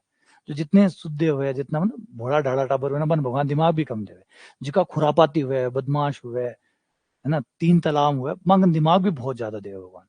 तो ये जो थे, ये बचपन से ही, शुरू से ही स्कूल एजुकेशन इनकी जगह बहुत-बहुत कम थी। स्कूल एजुकेशन ज़्यादा थी नहीं। ज़्यादातर मूवमेंट्स में एक्टिव रहते थे। फ्रेंच रिवॉल्यूशन का टाइम था, रिवॉल्यूशन में पार्टिसिपेट करते थे। गुंडागर्दी करना, बदमाशी करना, ये मामूली जो चीज़ें थी, ये बहुत ज़्यादा करते थे। अपने जीवन के अंदर इनको जेल भी जाना पड़ा, जेल में भी रहे। लेकिन दिमाग बहुत था, दिमाग शानदार था। सबसे पहले जो ग्रुप का कांसेप्ट आता है, वो इसी बंदे से आता है। इसी बंदे ने सबसे पहले ग्रुप के कांसेप्ट को कॉइन किया था और ऐसा कांसेप्ट दिया, किसी ने भी यकीन नहीं किया। क्योंकि 17 साल का बच्चा है, अगर कुछ ऐसा करता है तो बड़ा अजीब लगता है। सबको लगता है यार ये क्या, ग्रुप का क्या मतलब है? ये कुछ 4-5 एग्ज़ाम बना दिए, ग्रुप बना दिया, यार ये क्या सेंस है इसका? बेकार है ये सारी चीज़ें। उसने कहा नहीं, ये बहुत काम की चीज़ है, आप इसको देखो। लेकिन किसी ने नहीं माना और आपको यकीन नहीं होगा कि उस समय जो टॉप मोस्ट मैथमेटिशियन थे, उसमें से लाप्लास थे, लांगराज थे, फोरियर थे उस समय, कोशी थे, उस समय ये जाइंट उस समय खड़े थे। और जब गैलियोस ने अपना जो पेपर था, अपना जो रिसर्च था, वो उनके सामने रखा, किसी ने भी एक्सेप्ट नहीं किया। इवन वो इतने, आप जानते लाप्लास, फोरियर, इनका नाम तो आप लोगों ने सुना ही होगा कि ये अपने आप में टॉप मोस्ट हुआ करते थे। तो इन लोगों को भी ये लगा कि ये बकवास है, कोई काम का नहीं है, इसका कोई अर्थ ही नहीं है, ये पता नहीं क्या बना के लाया और इसका कोई मतलब ही नहीं है, क्या एग्जामेटिक, क्या थ्योरी, मैथ्स को तो थ्योरी बना के रख दिया इसने। तो कोई एक्सेप्टेंस नहीं है, पूरे तरीके से खारिज हो गया। तो लेकिन इन्होंने फिर भी उसको अपने काम को जारी रखा और जारी रखते रखते गैलियोस थ्योरी बनाई। एक आती है आगे ग्रुप थ्योरी में, एक एडवांस लेवल की थ्योरी आती है जिसको आप गैलियोस थ्योरी कहते हैं। हो भगवान, इसको तो पढ़ना ही लगभग नामुमकिन है। पढ़ाते हैं एमएससी में, लेकिन आज तक मैंने कोई नहीं देखा कि कोई इसको पढ़ के जाता हो। गैलियोस थ्योरी के नाम से थ्योरी आती है ग्रुप थ्योरी में। ये आपको एटलीस्ट इस थ्योरी को पढ़ने के लिए आपकी एमएससी आप फाइनल ईयर या फर्स्ट ईयर में होनी चाहिए। बीएससी में आपको ये पढ़ाई ही नहीं जा सकती, इतनी ज्यादा एडवांस है। इवन एमएससी में भी आज किसी बच्चे को आप पढ़ाओगे ना तो हाथ खड़े कर देते हैं। आज भी अगर आप गैलियोस थ्योरी को अगर एमएससी में किसी बच्चे को पढ़ाते हो तो कहता है सर और कहीं से पढ़ लूंगा, गैलियोस थ्योरी रहने दो, बस ये टॉपिक रहने दो। उसकी थ्योरम देखोगे ना आप तो ऐसे हालत खराब हो जाएगी। इतनी इतनी डेप्थ, अगर आप लोगों ने कभी देखा हो, एमएससी में नहीं देखा हो तो एक बार जाके अपना वहम जरूर निकालिएगा गैलियोस थ्योरी। सोचिए, ये आज की बात नहीं है, ये आज से लगभग लगभग 200 साल पहले, और 17 साल का बच्चा है, 17 साल का बच्चा है और गैलियोस थ्योरी देके जाता है, जिसको आज भी यानी 250 साल बाद भी, 200 साल लगभग तो हो ही गए, 200 साल बाद भी एमएससी, जो हम इतना एडवांस सिविलाइजेशन हो गए हैं, पढ़ने में इतने अच्छे हो गए हैं, इतना बढ़िया टीचर्स भी हो गए हैं, उसके बावजूद भी आज भी हमारा एमएससी का बच्चा इसको ढंग से पचा नहीं पाता गैलियोस थ्योरी क्या है। ये एक 17 साल के बच्चे ने दी होगी, जिसे आप कल्पना कर सकते हैं कि इसका दिमाग का स्तर क्या रहा होगा, कितना गजब तरीके से स्तर रहा होगा दिमाग का। फिर 1832 के अंदर, मैंने पहले कहा ना कि इंटेलिजेंट था, नो डाउट, लेकिन चंचल था, मूवमेंट में बहुत एक्टिव था। लास्ट में एक लड़ाई करता है, लड़ाई के अंदर इसकी डेथ हो जाती है। ड्यूल जिसको कहते हैं, ड्यूल में क्या होता था कि लड़ते थे, साबित करने के लिए, अपने आप को सही साबित करने के लिए लड़ा करते थे। जब कोई बहस हो जाती थी ना, बहस होने के बाद में बहस को बहस में कौन जीता कौन हारा ये तय करने के लिए गोलियां चलाते थे। तू सामने खड़ा हो जा, मैं तेरे सामने हो जाऊं, फिर एक बीच में से एक कपड़ा गिराया जाएगा, फिर गोलियां चलानी है। जो जिंदा बच गया वो सही है, जो मर गया वो गलत है। देखो कितना सिंपल तरीका है। अभी अगर हमारे बीच में अगर ये चीजें हो तो हम तो कह देंगे भैया हार ही मान लूंगा गोलियां नहीं चलानी। पहले सोचो ड्यूल कितने भारी होते थे। पहले जो ड्यूल होते थे वो ऐसे होते थे, मतलब बहस इतनी बड़ी होती थी, आदमी से भी बड़ी है, आदमी से भी बड़ी बहस है, मतलब मरने को तैयार है, हार मानने को तैयार नहीं है। और आमने सामने खड़े होके बंदूक लेके तैयार हो जाते थे कि ठीक है गोली मारेंगे, जो मर जाएगा, और जो बच जाएगा, जो बच जाएगा वो सही, जो मर गया वो गलत, बात खत्म।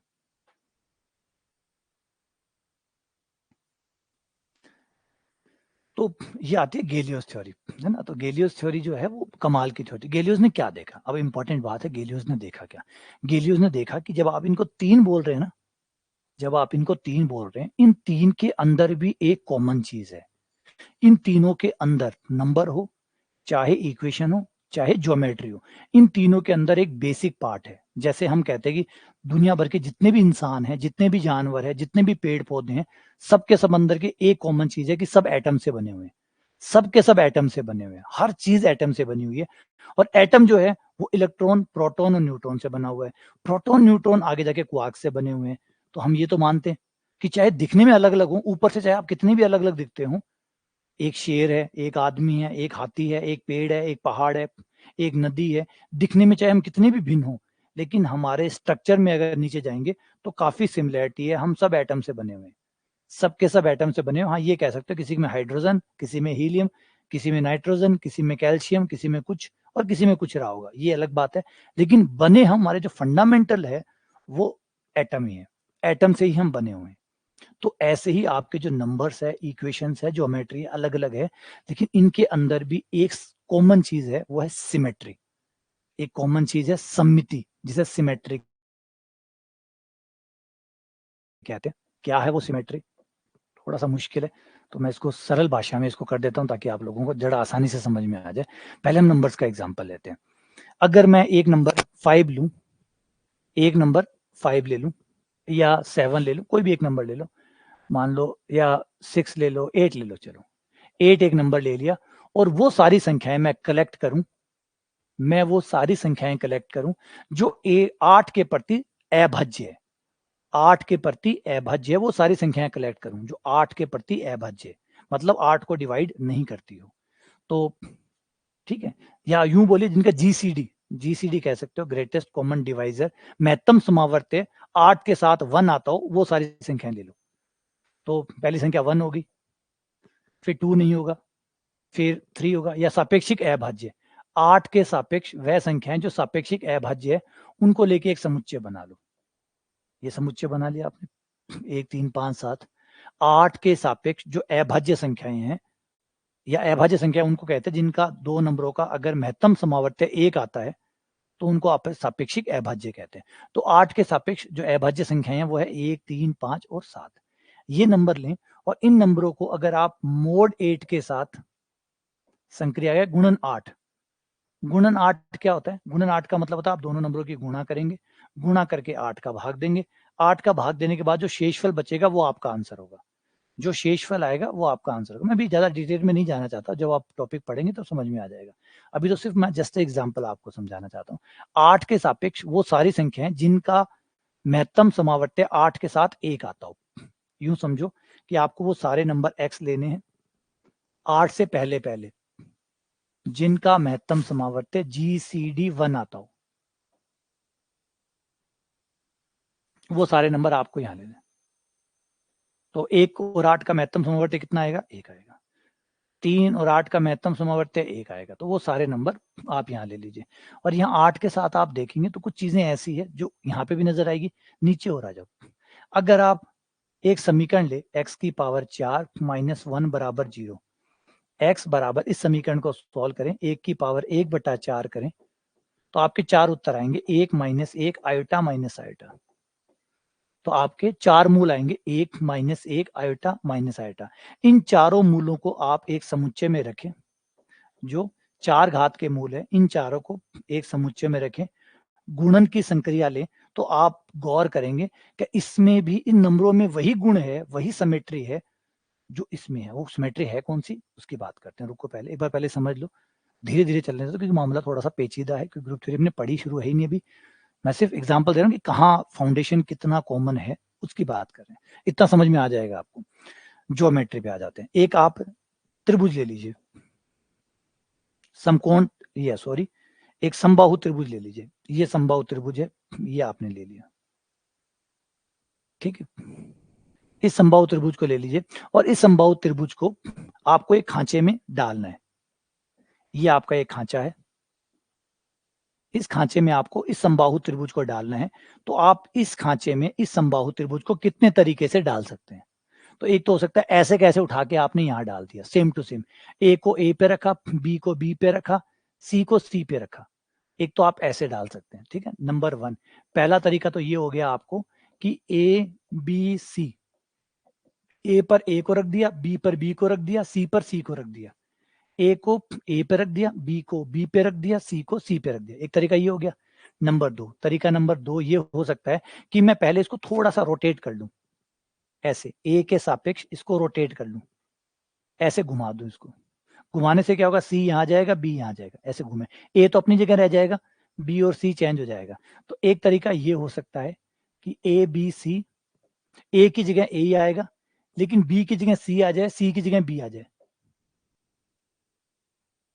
है ना। इसको घुमा के घुमा दूं, एक बार रोटेट कर दूं, सी यहां जाए, बी वहां चला जाए, और फिर इसको यहां रखूंगा तो आराम से पूरा सेट हो जाएगा। लेकिन इस बार बी की जगह सी आ चुका होगा और सी की जगह बी आ चुका होगा। एक ये भी हो सकता है, ऐसे घुमाऊं तो बी को अपनी जगह रहने दूं, सी को यहां ले आऊं, ए को यहां ले आऊं, सी तू यहां आ जा, ए तू यहां चला जा। तो इस तरीके से मैं इसको अलग अलग तरीके से घुमा के देख सकता हूं। 6 तरीके बनेंगे, ये 6 तरीके बनेंगे। इन 6 तरीकों में मैं अपने इस त्रिभुज को यहाँ पे रख पाऊंगा। ऐसा करने के बाद भी मैं इसको रख पाऊंगा। तो इन्हें हम कहते हैं, अलग अलग को नाम दे देते हैं। एक को नाम F1, एक को नाम F2, एक को नाम F3, एक को नाम F4, एक को नाम F5 और एक का नाम F6। ठीक, ये 6 नाम दे दिए। अब इन 6 चीजों में आप कुछ चीजें कॉमन देखेंगे। देखिए, एक ज्योमेट्री की प्रॉब्लम है, एक इक्वेशन की प्रॉब्लम है, एक नंबर की प्रॉब्लम है, तीनों ही अलग अलग प्रॉब्लम है। लेकिन देखो कमाल की बात क्या है, कमाल की बात कुछ कॉमन है। नंबर एक, इसमें से आप कोई भी संख्या ले लीजिए, संक्रिया ले लीजिए और हल करके देखिए, आपका आंसर हर बार अंदर ही आएगा। आपका आंसर हर बार अंदर ही आएगा, बाहर नहीं जाएगा। नंबर दो, ये ट्राई यहां पे भी कर सकते हो, यहां पे भी आप ये ट्राई कर सकते हो। इनमें से कोई भी दो नंबर उठाइए, गुणा करिए, वापस यहीं आओगे, बाहर नहीं जाओगे। ये चीज यहाँ पे भी ट्राई कर सकते हो।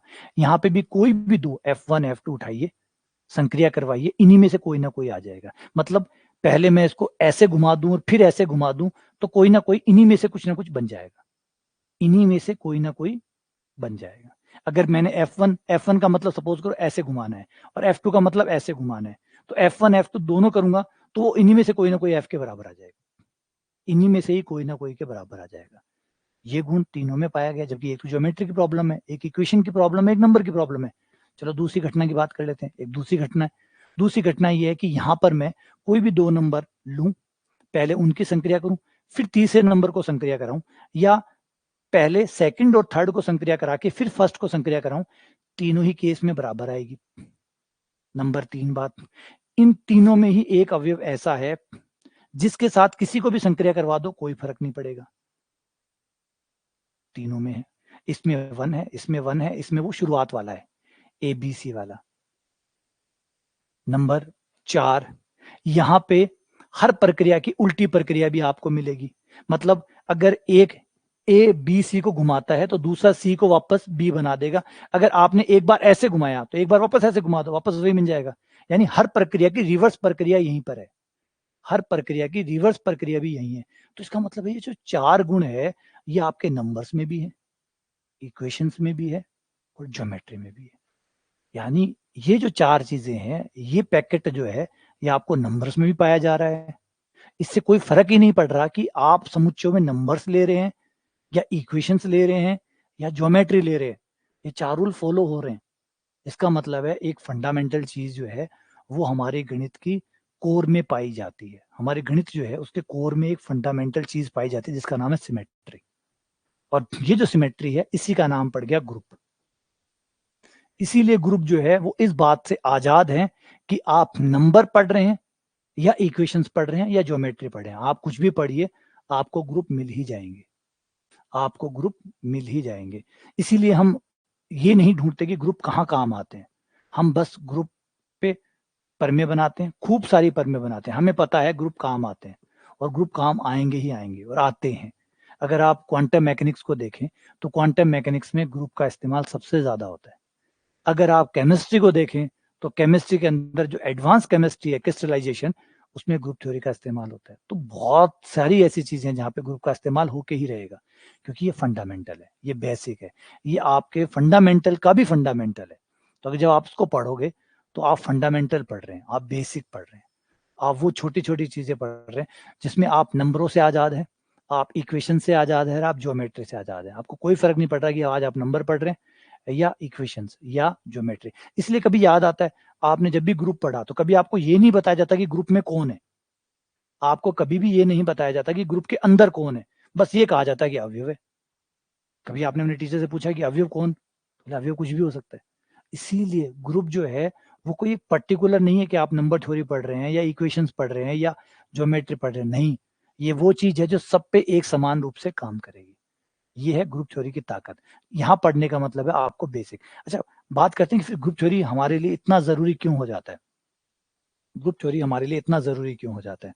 जैसे कि मैंने शुरुआत में बताया था कि जो एवरेस्ट गैलियोस है वो गैलियोस थ्योरी बना के गए, और गैलियोस थ्योरी बनाने के बाद में एक दुखंत घटना में इनकी डेथ हो गई।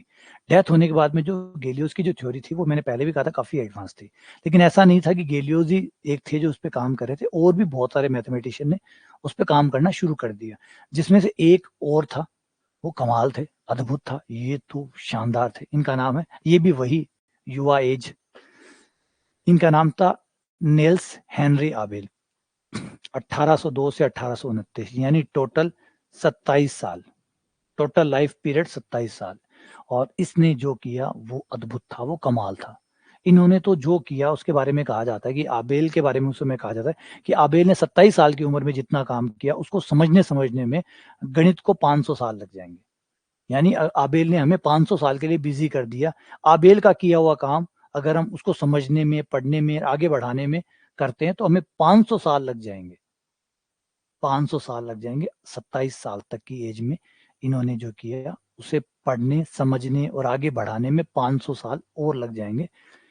ये प्रोमिनेंट मैथमेटिशियन पॉइनकेयर का कथन है कि आबेल ने ऐसा किया। तो सोचो कि एक क्या किया होगा। इसका छोटा सा एग्जांपल आपको समझाता हूँ, समझ में आ जाएगा कि ये जीनियस क्यों थे। जैसे आप लोग पढ़ते होंगे कि किसी द्विघात समीकरण जो होती है, दो घात की जो समीकरण होती है, ax²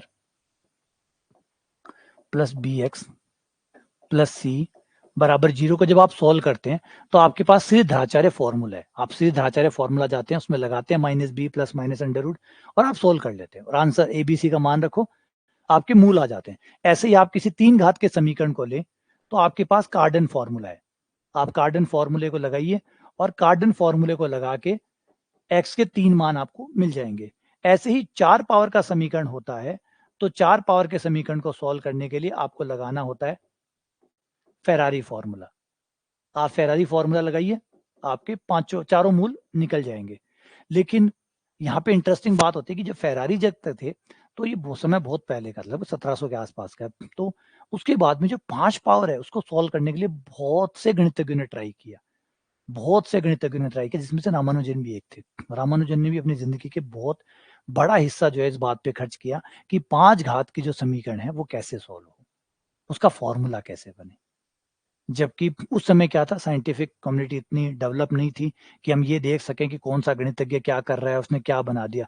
हेनरी आबेल ने अपने जीवन के अंदर ही ये बात प्रूव कर दी थी कि कोई भी बहुपद जो 5 पावर या 5 पावर से ज्यादा का होगा, 5 पावर या 5 पावर से ज्यादा का होगा, उसके लिए आप फॉर्मूला नहीं बना सकते। सोचिए, कमाल की बात। लोग फॉर्मूला बनाने लग रहे थे, बंदे ने प्रूफ ही कर दिया कि 5 या 5 पावर से ज्यादा के लिए आप फॉर्मूला बना ही नहीं सकते। तो बेकार है, आप ट्राई कर रहे हैं तो बेकार ही जाएंगे। इसलिए रामानुजन का टाइम जो खराब हुआ। क्यों? बन ही नहीं सकता था, बन ही नहीं सकता था।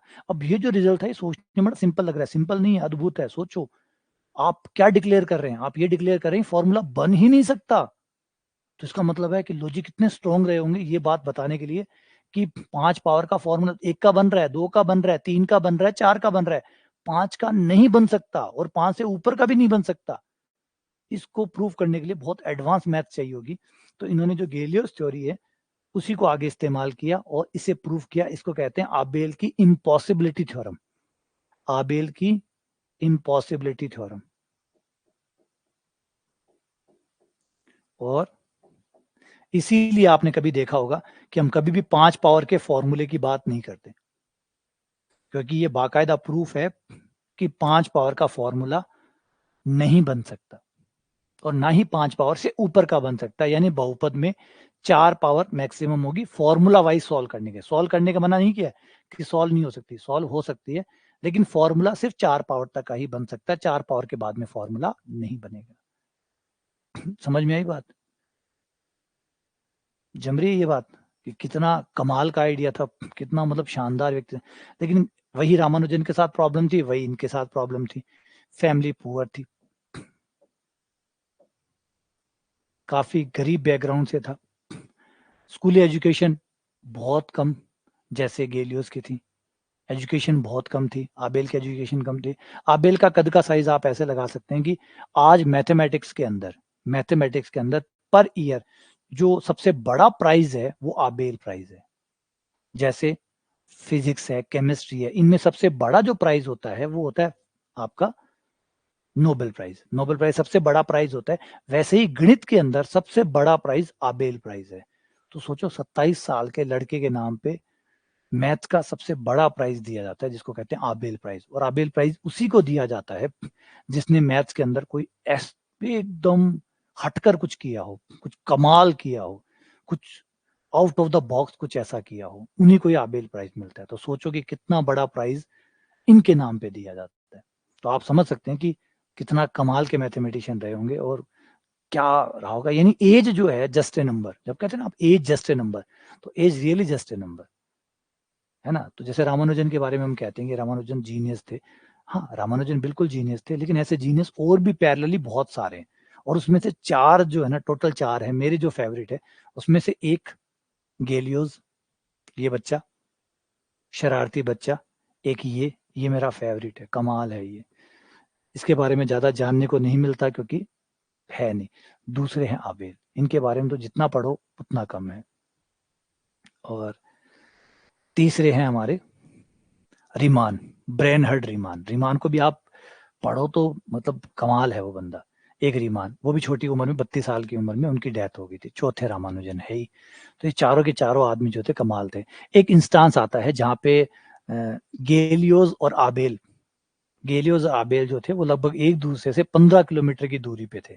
तो एक बुक है मैन ऑफ मैथमेटिक्स, उसमें जिक्र किया है उन्होंने, ईटी बेल ने, ईटी बेल उसके राइटर है, ईटी बेल ने जिक्र किया है कि अगर मुझे कोई मतलब समय में पीछे जाने दे, मुझे टाइम में पीछे जाने दे, तो मैं सिर्फ एक बात चाहूंगा कि एक बार गेलियोस जो थे वो आबेल से मिल लेते, एक बार गेलियोस और आबेल आपस में मिल लेते, सिर्फ एक बार मिल लेते ये दोनों, तो शायद अगर ये दोनों उस समय एक बार मिल लेते, एक बार इनकी मुलाकात हो जाती, तो दुनिया की आज दिशा बहुत अलग होती, बहुत कुछ बदल जाता अगर वो उस समय दोनों मिल जाते। क्योंकि बड़ा इंपॉर्टेंट इंस्टेंस था उस समय, दोनों एक दूसरे से 15 से 17 किलोमीटर, एक प्रोग्राम था जिसमें गेलियोस थे वो आसपास का कोई शहर था उसमें 15 किलोमीटर दूर पे थे, और आबेल जो थे वो भी थे, वो 15 किलोमीटर दूरी पे थे, दोनों के बीच में 15 किलोमीटर की दूरी रही थी। अगर उस समय किसी भी परिस्थिति में अगर दोनों की एक बार मुलाकात हो जाती, एक चर्चा हो जाती, तो शायद आज जो समाज की दिशा है, जो गणित की दिशा है, जो विज्ञान की दिशा है, वो बहुत बदल चुकी होती। क्योंकि याद रखिए ये दोनों नॉर्मल नहीं है, बिल्कुल नॉर्मल नहीं है, ये कोई स्कूली एजुकेशन नहीं है कि किताबों से पढ़ के आए हुए लोग हैं, नहीं, कोई एजुकेशन नहीं है इनकी, एजुकेशन नहीं है आप ये सोचो कि वहां से पढ़ के आए हैं, बीएससी करके आए हैं, एमएससी करके आए हैं, एमएससी करवाते हैं ये एमएससी करवाते हैं, करते नहीं है, है ना। तो ये वो लोग हैं जो एमएससी करवाते हैं, करते नहीं है। तो इन लोगों ने जो किया वो अद्भुत था, ठीक है ना। तो ये 4 आदमी ऐसे हैं मैथ्स के अंदर जिनका मतलब अगर ये लंबी उम्र जीते, बढ़िया जीते, तो आज विज्ञान का विकास जो है वो बहुत बड़े स्तर पे हो जाता, बहुत ज्यादा बड़े स्तर पे विज्ञान जो है पहुंच चुका होता। तो फिर भी ठीक है, चलिए फाइनली इसको यहाँ पे सम अप करते हैं, तो आगे बढ़ते हैं आगे। हाँ, अब क्लास को सम अप करने का टाइम आ गया, ग्रुप थ्योरी अब आगे कंटिन्यू करेंगे। आज तो सिर्फ मोटिवेशन क्लास थी, ये समझाने के लिए कि ग्रुप थ्योरी बहुत गजब है, बहुत कमाल है, बहुत मजा भी आपको आएगा पढ़ के, और बहुत सारे सवालों के जवाब भी हम देंगे और बहुत सी बातें सीखेंगे। एक तो हम लिबरल बनेंगे, सबसे पहला बात हम कंजर्वेटिव से लिबरल बनेंगे। हम इस बात के लिए अब कभी नहीं लड़ेंगे कि एक और एक दो होता है, अब हम इस बात के लिए कभी नहीं लड़ेंगे कि एक और एक दो होता है। अक्षय कह रहा है कि बिना पढ़े कैसे काम किया, तो मैथ्स किताबों से नहीं आती है, मैथ्स लॉजिक से आती है, तर्क से आती है। आपको कभी याद आता है कि किसी ने पहले एमए साहित्य में की है और बाद में नोबेल प्राइज साहित्य का जीता है? आपको कभी लगता है ऐसा कि नोबेल प्राइज साहित्य का नोबेल प्राइज जीतने के लिए पहले आपको साहित्य में एमए करके आना होता है? आपको साहित्य में एमए करके आना होता है? तो जवाब है इनका कोई मतलब नहीं होता। जो आप किताबें से पढ़ते, किताबों से ज्ञान नहीं आता, किताब ज्ञान जो होता है वो किताबों से बाहर से आता है ना। जैसे बेथोवन थे, बेथोवन जो थे वो बहुत शानदार जो थे, वो म्यूजिक कंपोजर थे, शानदार म्यूजिक बनाया करते थे, तो वो कहीं नहीं सीखे थे, वो कहीं नहीं सीखे थे, वो सेल्फ टॉट होता है। जैसे हमने पढ़ा ना, एकलव्य के बारे में पढ़ा कि एकलव्य ने कैसे सीखा। एकलव्य जो थे वो मतलब अर्जुन से भी ज्यादा बढ़िया धुरंधर थे, बहुत ज्यादा शानदार धनुषधारी थे, और उनकी कोई शिक्षा नहीं हुई थी, उनकी कोई शिक्षा नहीं हुई थी। अर्जुन की तो शिक्षा हुई थी, है ना, द्रोणाचार्य ने शिक्षा दी है, लेकिन एकलव्य की तो नहीं हुई थी। तो वो इतने बढ़िया कैसे हो गए? तो जवाब है कि जब आप खुद से सीखते हैं ना, तो वो सीखने का सबसे प्योर फॉर्म होता है। रामानुजन भी खुद से सीखते थे, रामानुजन भी खुद से सीखे, ये भी खुद से सीखे। जब आपने खुद से सीख जाता है ना, और खुद से सीखना सीख जाता है, तो सारी दुनिया जो है वो नतमस्तक हो जाती है उसके आगे, क्योंकि उसको क्या सिखा सकता है जो खुद से सीखना शुरू कर दे। तो उम्मीद करता हूँ कि यहाँ आइडिया आ गया। यहाँ बस बड़ी बात जो मैंने बताई कि अब आप कंजर्वेटिव नहीं रहेंगे, जब आप ग्रुप थ्योरी पढ़ेंगे तो आप बहुत लिबरल हो जाएंगे, आप समझने लगेंगे कि मैथ्स कमाल है, मैथ्स कमाल है, मैथ्स आपको रिजिड नहीं करती, मैथ्स आपको खुला आसमान देती है, सोचने की एक खुलापन देती है, एक पूरा आकाश देती है आपके पास सोचने के लिए, बहुत सी जगह खाली है, तो वो आप समझेंगे। बेसिक दूसरी बात है, आप फंडामेंटल समझेंगे, गणित के जो बेसिक्स हैं उनको आप समझेंगे। यहाँ पे आप ऊपर-ऊपर की बातें नहीं करेंगे कि अवकलन करके निकल गए, समाकलन करके निकल गए, नहीं। यहाँ पे हम बेसिक की बात करेंगे, हम नीचे वाले सिरे की बात करेंगे। जो नीचे वाले हिस्से हैं ना, हम उसकी बात करेंगे। हम छोटे से छोटे सवाल की बात करेंगे कि 1 और 1 2 क्यों होता है? 1 के बाद 2 क्यों आता है? 2 से पहले 1 क्यों आता है? 0 क्यों आया? -1 क्यों आया? तो हम जो बेसिक सवाल है, जो सही में होने चाहिए, हम उन सवालों के जो डम्ब क्वेश्चन्स हैं, उनको हम पुट करेंगे और उनका जवाब ढूँढेंगे, तो मज़ा आएगा। इसीलिए जो मैथ्स है, वो बड़ी इंटरेस्टिंग हो जाती है। वो आपको ये जो मैथ्स है, ये वो है जो शांति देती है, क्योंकि इसमें वो है जो मतलब हर आदमी देखो जवाब जानना चाहता है, हर आदमी जो है वो गहराई को समझना चाहता है। हम चाहे कुछ भी हो, हम क्यूरियस पक्के हैं, हम जिज्ञासु हैं, इसमें कोई दो राय नहीं है। हम जिज्ञासु बचपन से जिज्ञासु थे, बचपन में भी हर छोटा बच्चा जो होता है वो अपने मम्मी-पापा से ढेरों सवाल पूछता है। तो हम सवाल पूछने के लिए बने हैं और उन सवालों के आंसर के साथ हमें सैटिस्फैक्शन भी मिलता है। कभी भी आप देखिए आप पढ़ते क्यों हैं? आप पढ़ते इसलिए कि अपनी जिज्ञासाओं को शांत कर सकें और जैसे जिज्ञासाएँ शांत होती है, आपको शांति मिलती है। तो जो नॉलेज होती है वो आपको फ्री करती है ना? इसलिए कहते हैं नॉलेज फ्रीज़ यू। जो नॉलेज होती है, जो ज्ञान होता है वो हम इसलिए अब तो आज तो पूंजीकरण हो गया है, आज तो कमर्शियलाइज़ेशन हो गया है, तो हम कहते हैं पढ़ते इसलिए कि सेकंड ग्रेड लग जाऊँ, फर्स्ट ग्रेड लग जाऊँ, मध्य प्रदेश में लग जाऊँ, कॉलेज लेक्चरर लग जाऊँ, ये नहीं है। पढ़ते हैं आप इसलिए ताकि आप फ्री हो सकें, आज़ाद हो सकें। जब तक आप पढ़ेंगे नहीं, जब तक आप सीखेंगे नहीं, आप आज़ाद नहीं होंगे। 1-2 सोच के मतलब सोच के दास होंगे, अपनी जो समझ है उसके दास बने रहेंगे। और जब अभी तक आप जब तक आपको पता था कि 1 और 1 2 होता है, तो आप बंधे हुए थे। आप चाहे ना माने या ना माने, आप काल्पनिक रूप से रस्सियों से बंधे हुए थे कि 1 और 1 2 होता है। ये काल्पनिक रस्सी थी कि 1 और 1 2 होता है और शायद आप किसी से लड़ भी लेते, कोई अगर इस बात को नहीं मानता कि 1 और 1 2 नहीं होता है, तो आप उससे लड़ाई कर लेते। लेकिन अब इस नॉलेज ने आपको फ्री कर दिया। अब आज इस बंधन से मुक्त हो गए कि 1 और 1 2 होता है। आज आप है ना? स्वतंत्रता दिवस हो गया आप लोगों का, आज आप इस बात से मुक्त हो गए कि 1 और 1 2 होता है। अब आप कहेंगे कुछ भी हो सकता है। अब आप कहेंगे 1 और 1 कुछ भी हो सकता है ना? तो आपने ये स्वतंत्र आज आप आज़ाद हो गए। अब आप बंधे हुए नहीं है कि 1 और 1 2 होता है। होता है। कोई कहेगा 1 और 1 2 भी होता है, डिपेंड करता है, कुछ और भी हो सकता है। परिस्थितियों पे डिपेंड करता है। तो आप फ्री हो गए, नहीं हो गए? अब आप रिजिड नहीं रहे ना, तो यही है कमाल।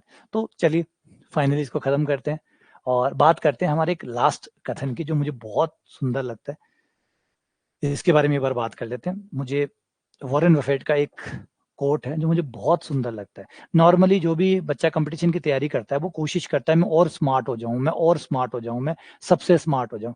जबकि वॉरेन बफेट जो थे वो सबसे ज़्यादा सिंसियर जो है ना बिज़नेसमैन अगर कोई होगा अगर इस वर्ल्ड में या वो व्यक्ति जिसको हर कोई पढ़ना चाहता है, सुनना चाहता है और बिज़नेस में जिसके लेसन जो है वो जोड़े जाते हैं, तो वो है वॉरेन बफेट।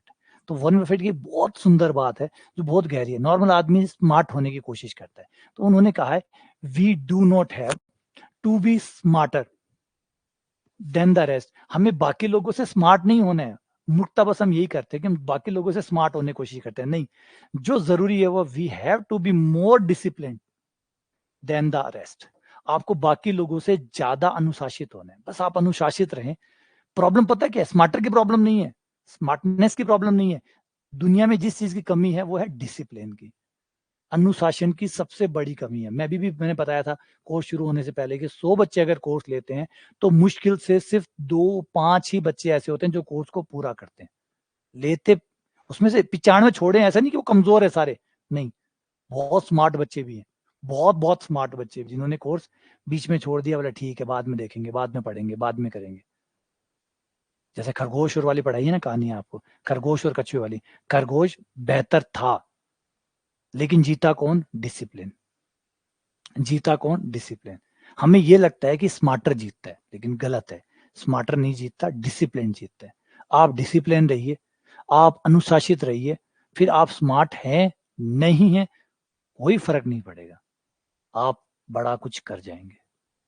तो जिस चीज़ के पीछे हम भागते हैं वो है स्मार्टनेस, जो डिसिप्लिन से पीछे रहती है। अगर आप डिसिप्लिन्ड हैं, अगर आप अनुशासित हैं, तो आपको स्मार्टनेस की जरूरत नहीं पड़ेगी, वो अपने आप आ जाएगी, है ना। तो आपको जो सीखना है ना, जो अभी आप अगर बाकी सब चीजों से देखें, मोदी से भी आप देखें, नरेंद्र मोदी जी में क्या खास बात है, वो डिसिप्लिन्ड है, वो बहुत डिसिप्लिन्ड है। तो ये जो डिसिप्लिन है ना, आप किसी भी बड़े में अगर देखेंगे तो उनमें एक कमाल की चीज मिलती है, वो है डिसिप्लिन। वो काम कर रहे हैं तो वो कंटिन्यू करते हैं, वो लगातार लगे रहते हैं, उसको चेंज नहीं करते, है ना। पढ़ते ना आप लोग। तो आपको जो चाहिए वो ये नहीं चाहिए, आपको ये चाहिए। अगर आपने ये कर लिया, आप कमाल कर जाएंगे, फिर आपको किसी की जरूरत नहीं है। मतलब हम तो नॉर्मली सोचते हैं मुझे उससे बढ़िया बनना है, मुझे उससे स्मार्ट बनना है, नहीं। दुनिया में जिसकी कमी है वो है डिसिप्लिन की। लोग अनुशासित नहीं है। अभी भी मैं आपसे कह रहा हूँ, अभी क्लास को शुरू हुए दूसरा दिन हुआ है, मैं धीरे धीरे आपको समझा दूंगा कि अगले हफ्ते, उससे अगले हफ्ते धीरे धीरे मामला गिरता चला जाएगा। 100 के 90 होंगे, 90 के 80 होंगे, 80 के 70, 65, 60, dash dash dash dash. Seriously पढ़ने वाले मुश्किल से 5 लास्ट में बच जाए तो भी कमाल है।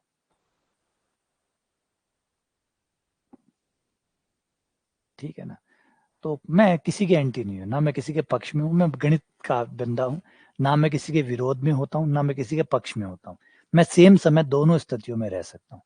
मैं विरोध करते हुए भी रह सकता हूँ और मैं पक्ष में भी रह सकता हूँ। मैं बातें करते करते एक पक्ष की बात कह दूंगा और एक विपक्ष की बात कह दूंगा। और होना भी चाहिए। एज ए टीचर जो है वो आपका, अगर मेरा स्टूडेंट को ये पता चल जाए कि मैं किसको वोट देता हूँ, तो फिर मैं अच्छा टीचर नहीं हूँ। और आप देख लीजिएगा, आप जब मेरे पास पूरे साल पढ़ेंगे, आपको कभी भी पता ही नहीं चलेगा कि मैं किसको वोट करता हूँ। तो एक अच्छा टीचर होने की सबसे बड़ी परिभाषा पहले यही होती है कि आपके बच्चों को आपके बाइसेस नहीं पता चलने चाहिए, कि आपका झुकाव किधर है। तो मेरे बाइसेस आपको कभी पता नहीं चलेंगे।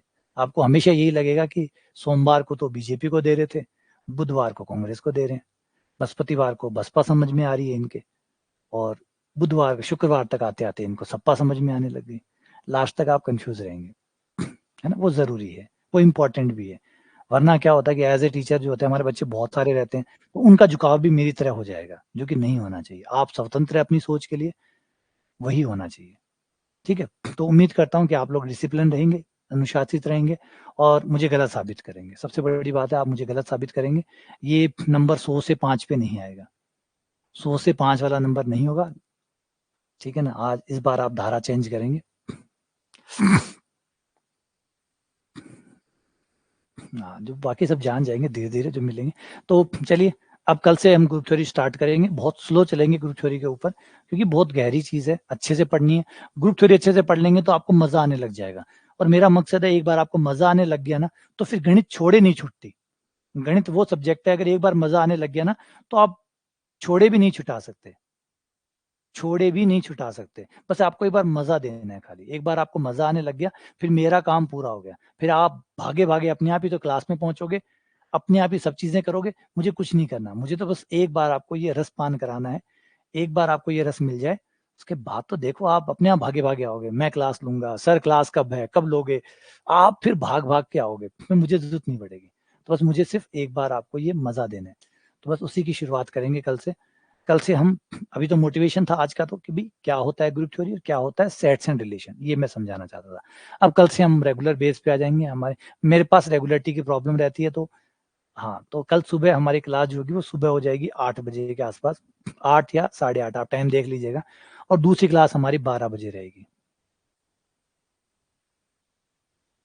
ठीक है। कोई बात नहीं। देख, बात मुझे प्रूफ करने की नहीं है आप लोगों को कि आप क्या कर रहे हैं। बस आप पढ़िए, रेगुलर नहीं ले सकते, लाइव नहीं ले सकते, तो वैसे ले लीजिए, रिकॉर्डिंग ले लीजिए, बस कंटिन्यू रहिए। वो चीज नहीं होनी चाहिए कि आप कुछ दिन आए कुछ दिन गायब हो जाएं, कुछ दिन आए कुछ दिन गायब हो जाएं, वो बस मत करिएगा। नियमित रहिएगा। देखो, मैंने कहा जो आप नियमित रहोगे तो आप सिलेक्शन में दिखने लग जाओगे, आप सिलेक्शन में पक्का दिखोगे। जो सिलेक्शन में नहीं दिखे, समझ जाओ कहीं ना कहीं उसने नियमितता को तोड़ा है, कहीं ना कहीं उसने नियमितता को तोड़ा है। बस नियमितता मत तोड़ो, और फिर चमत्कार देखो नियमितता के। है ना, बचपन से पढ़ाया गया है कि रस्सी जो होती है बहुत कोमल होती है, लेकिन जो पत्थर होता है कुएं का, जो सील होती है, उसके ऊपर निशान डाल देता है। कितना कोमल का मतलब रस्सी पत्थर को भी काट डालती है। कैसे काट डालती है? नियमितता से।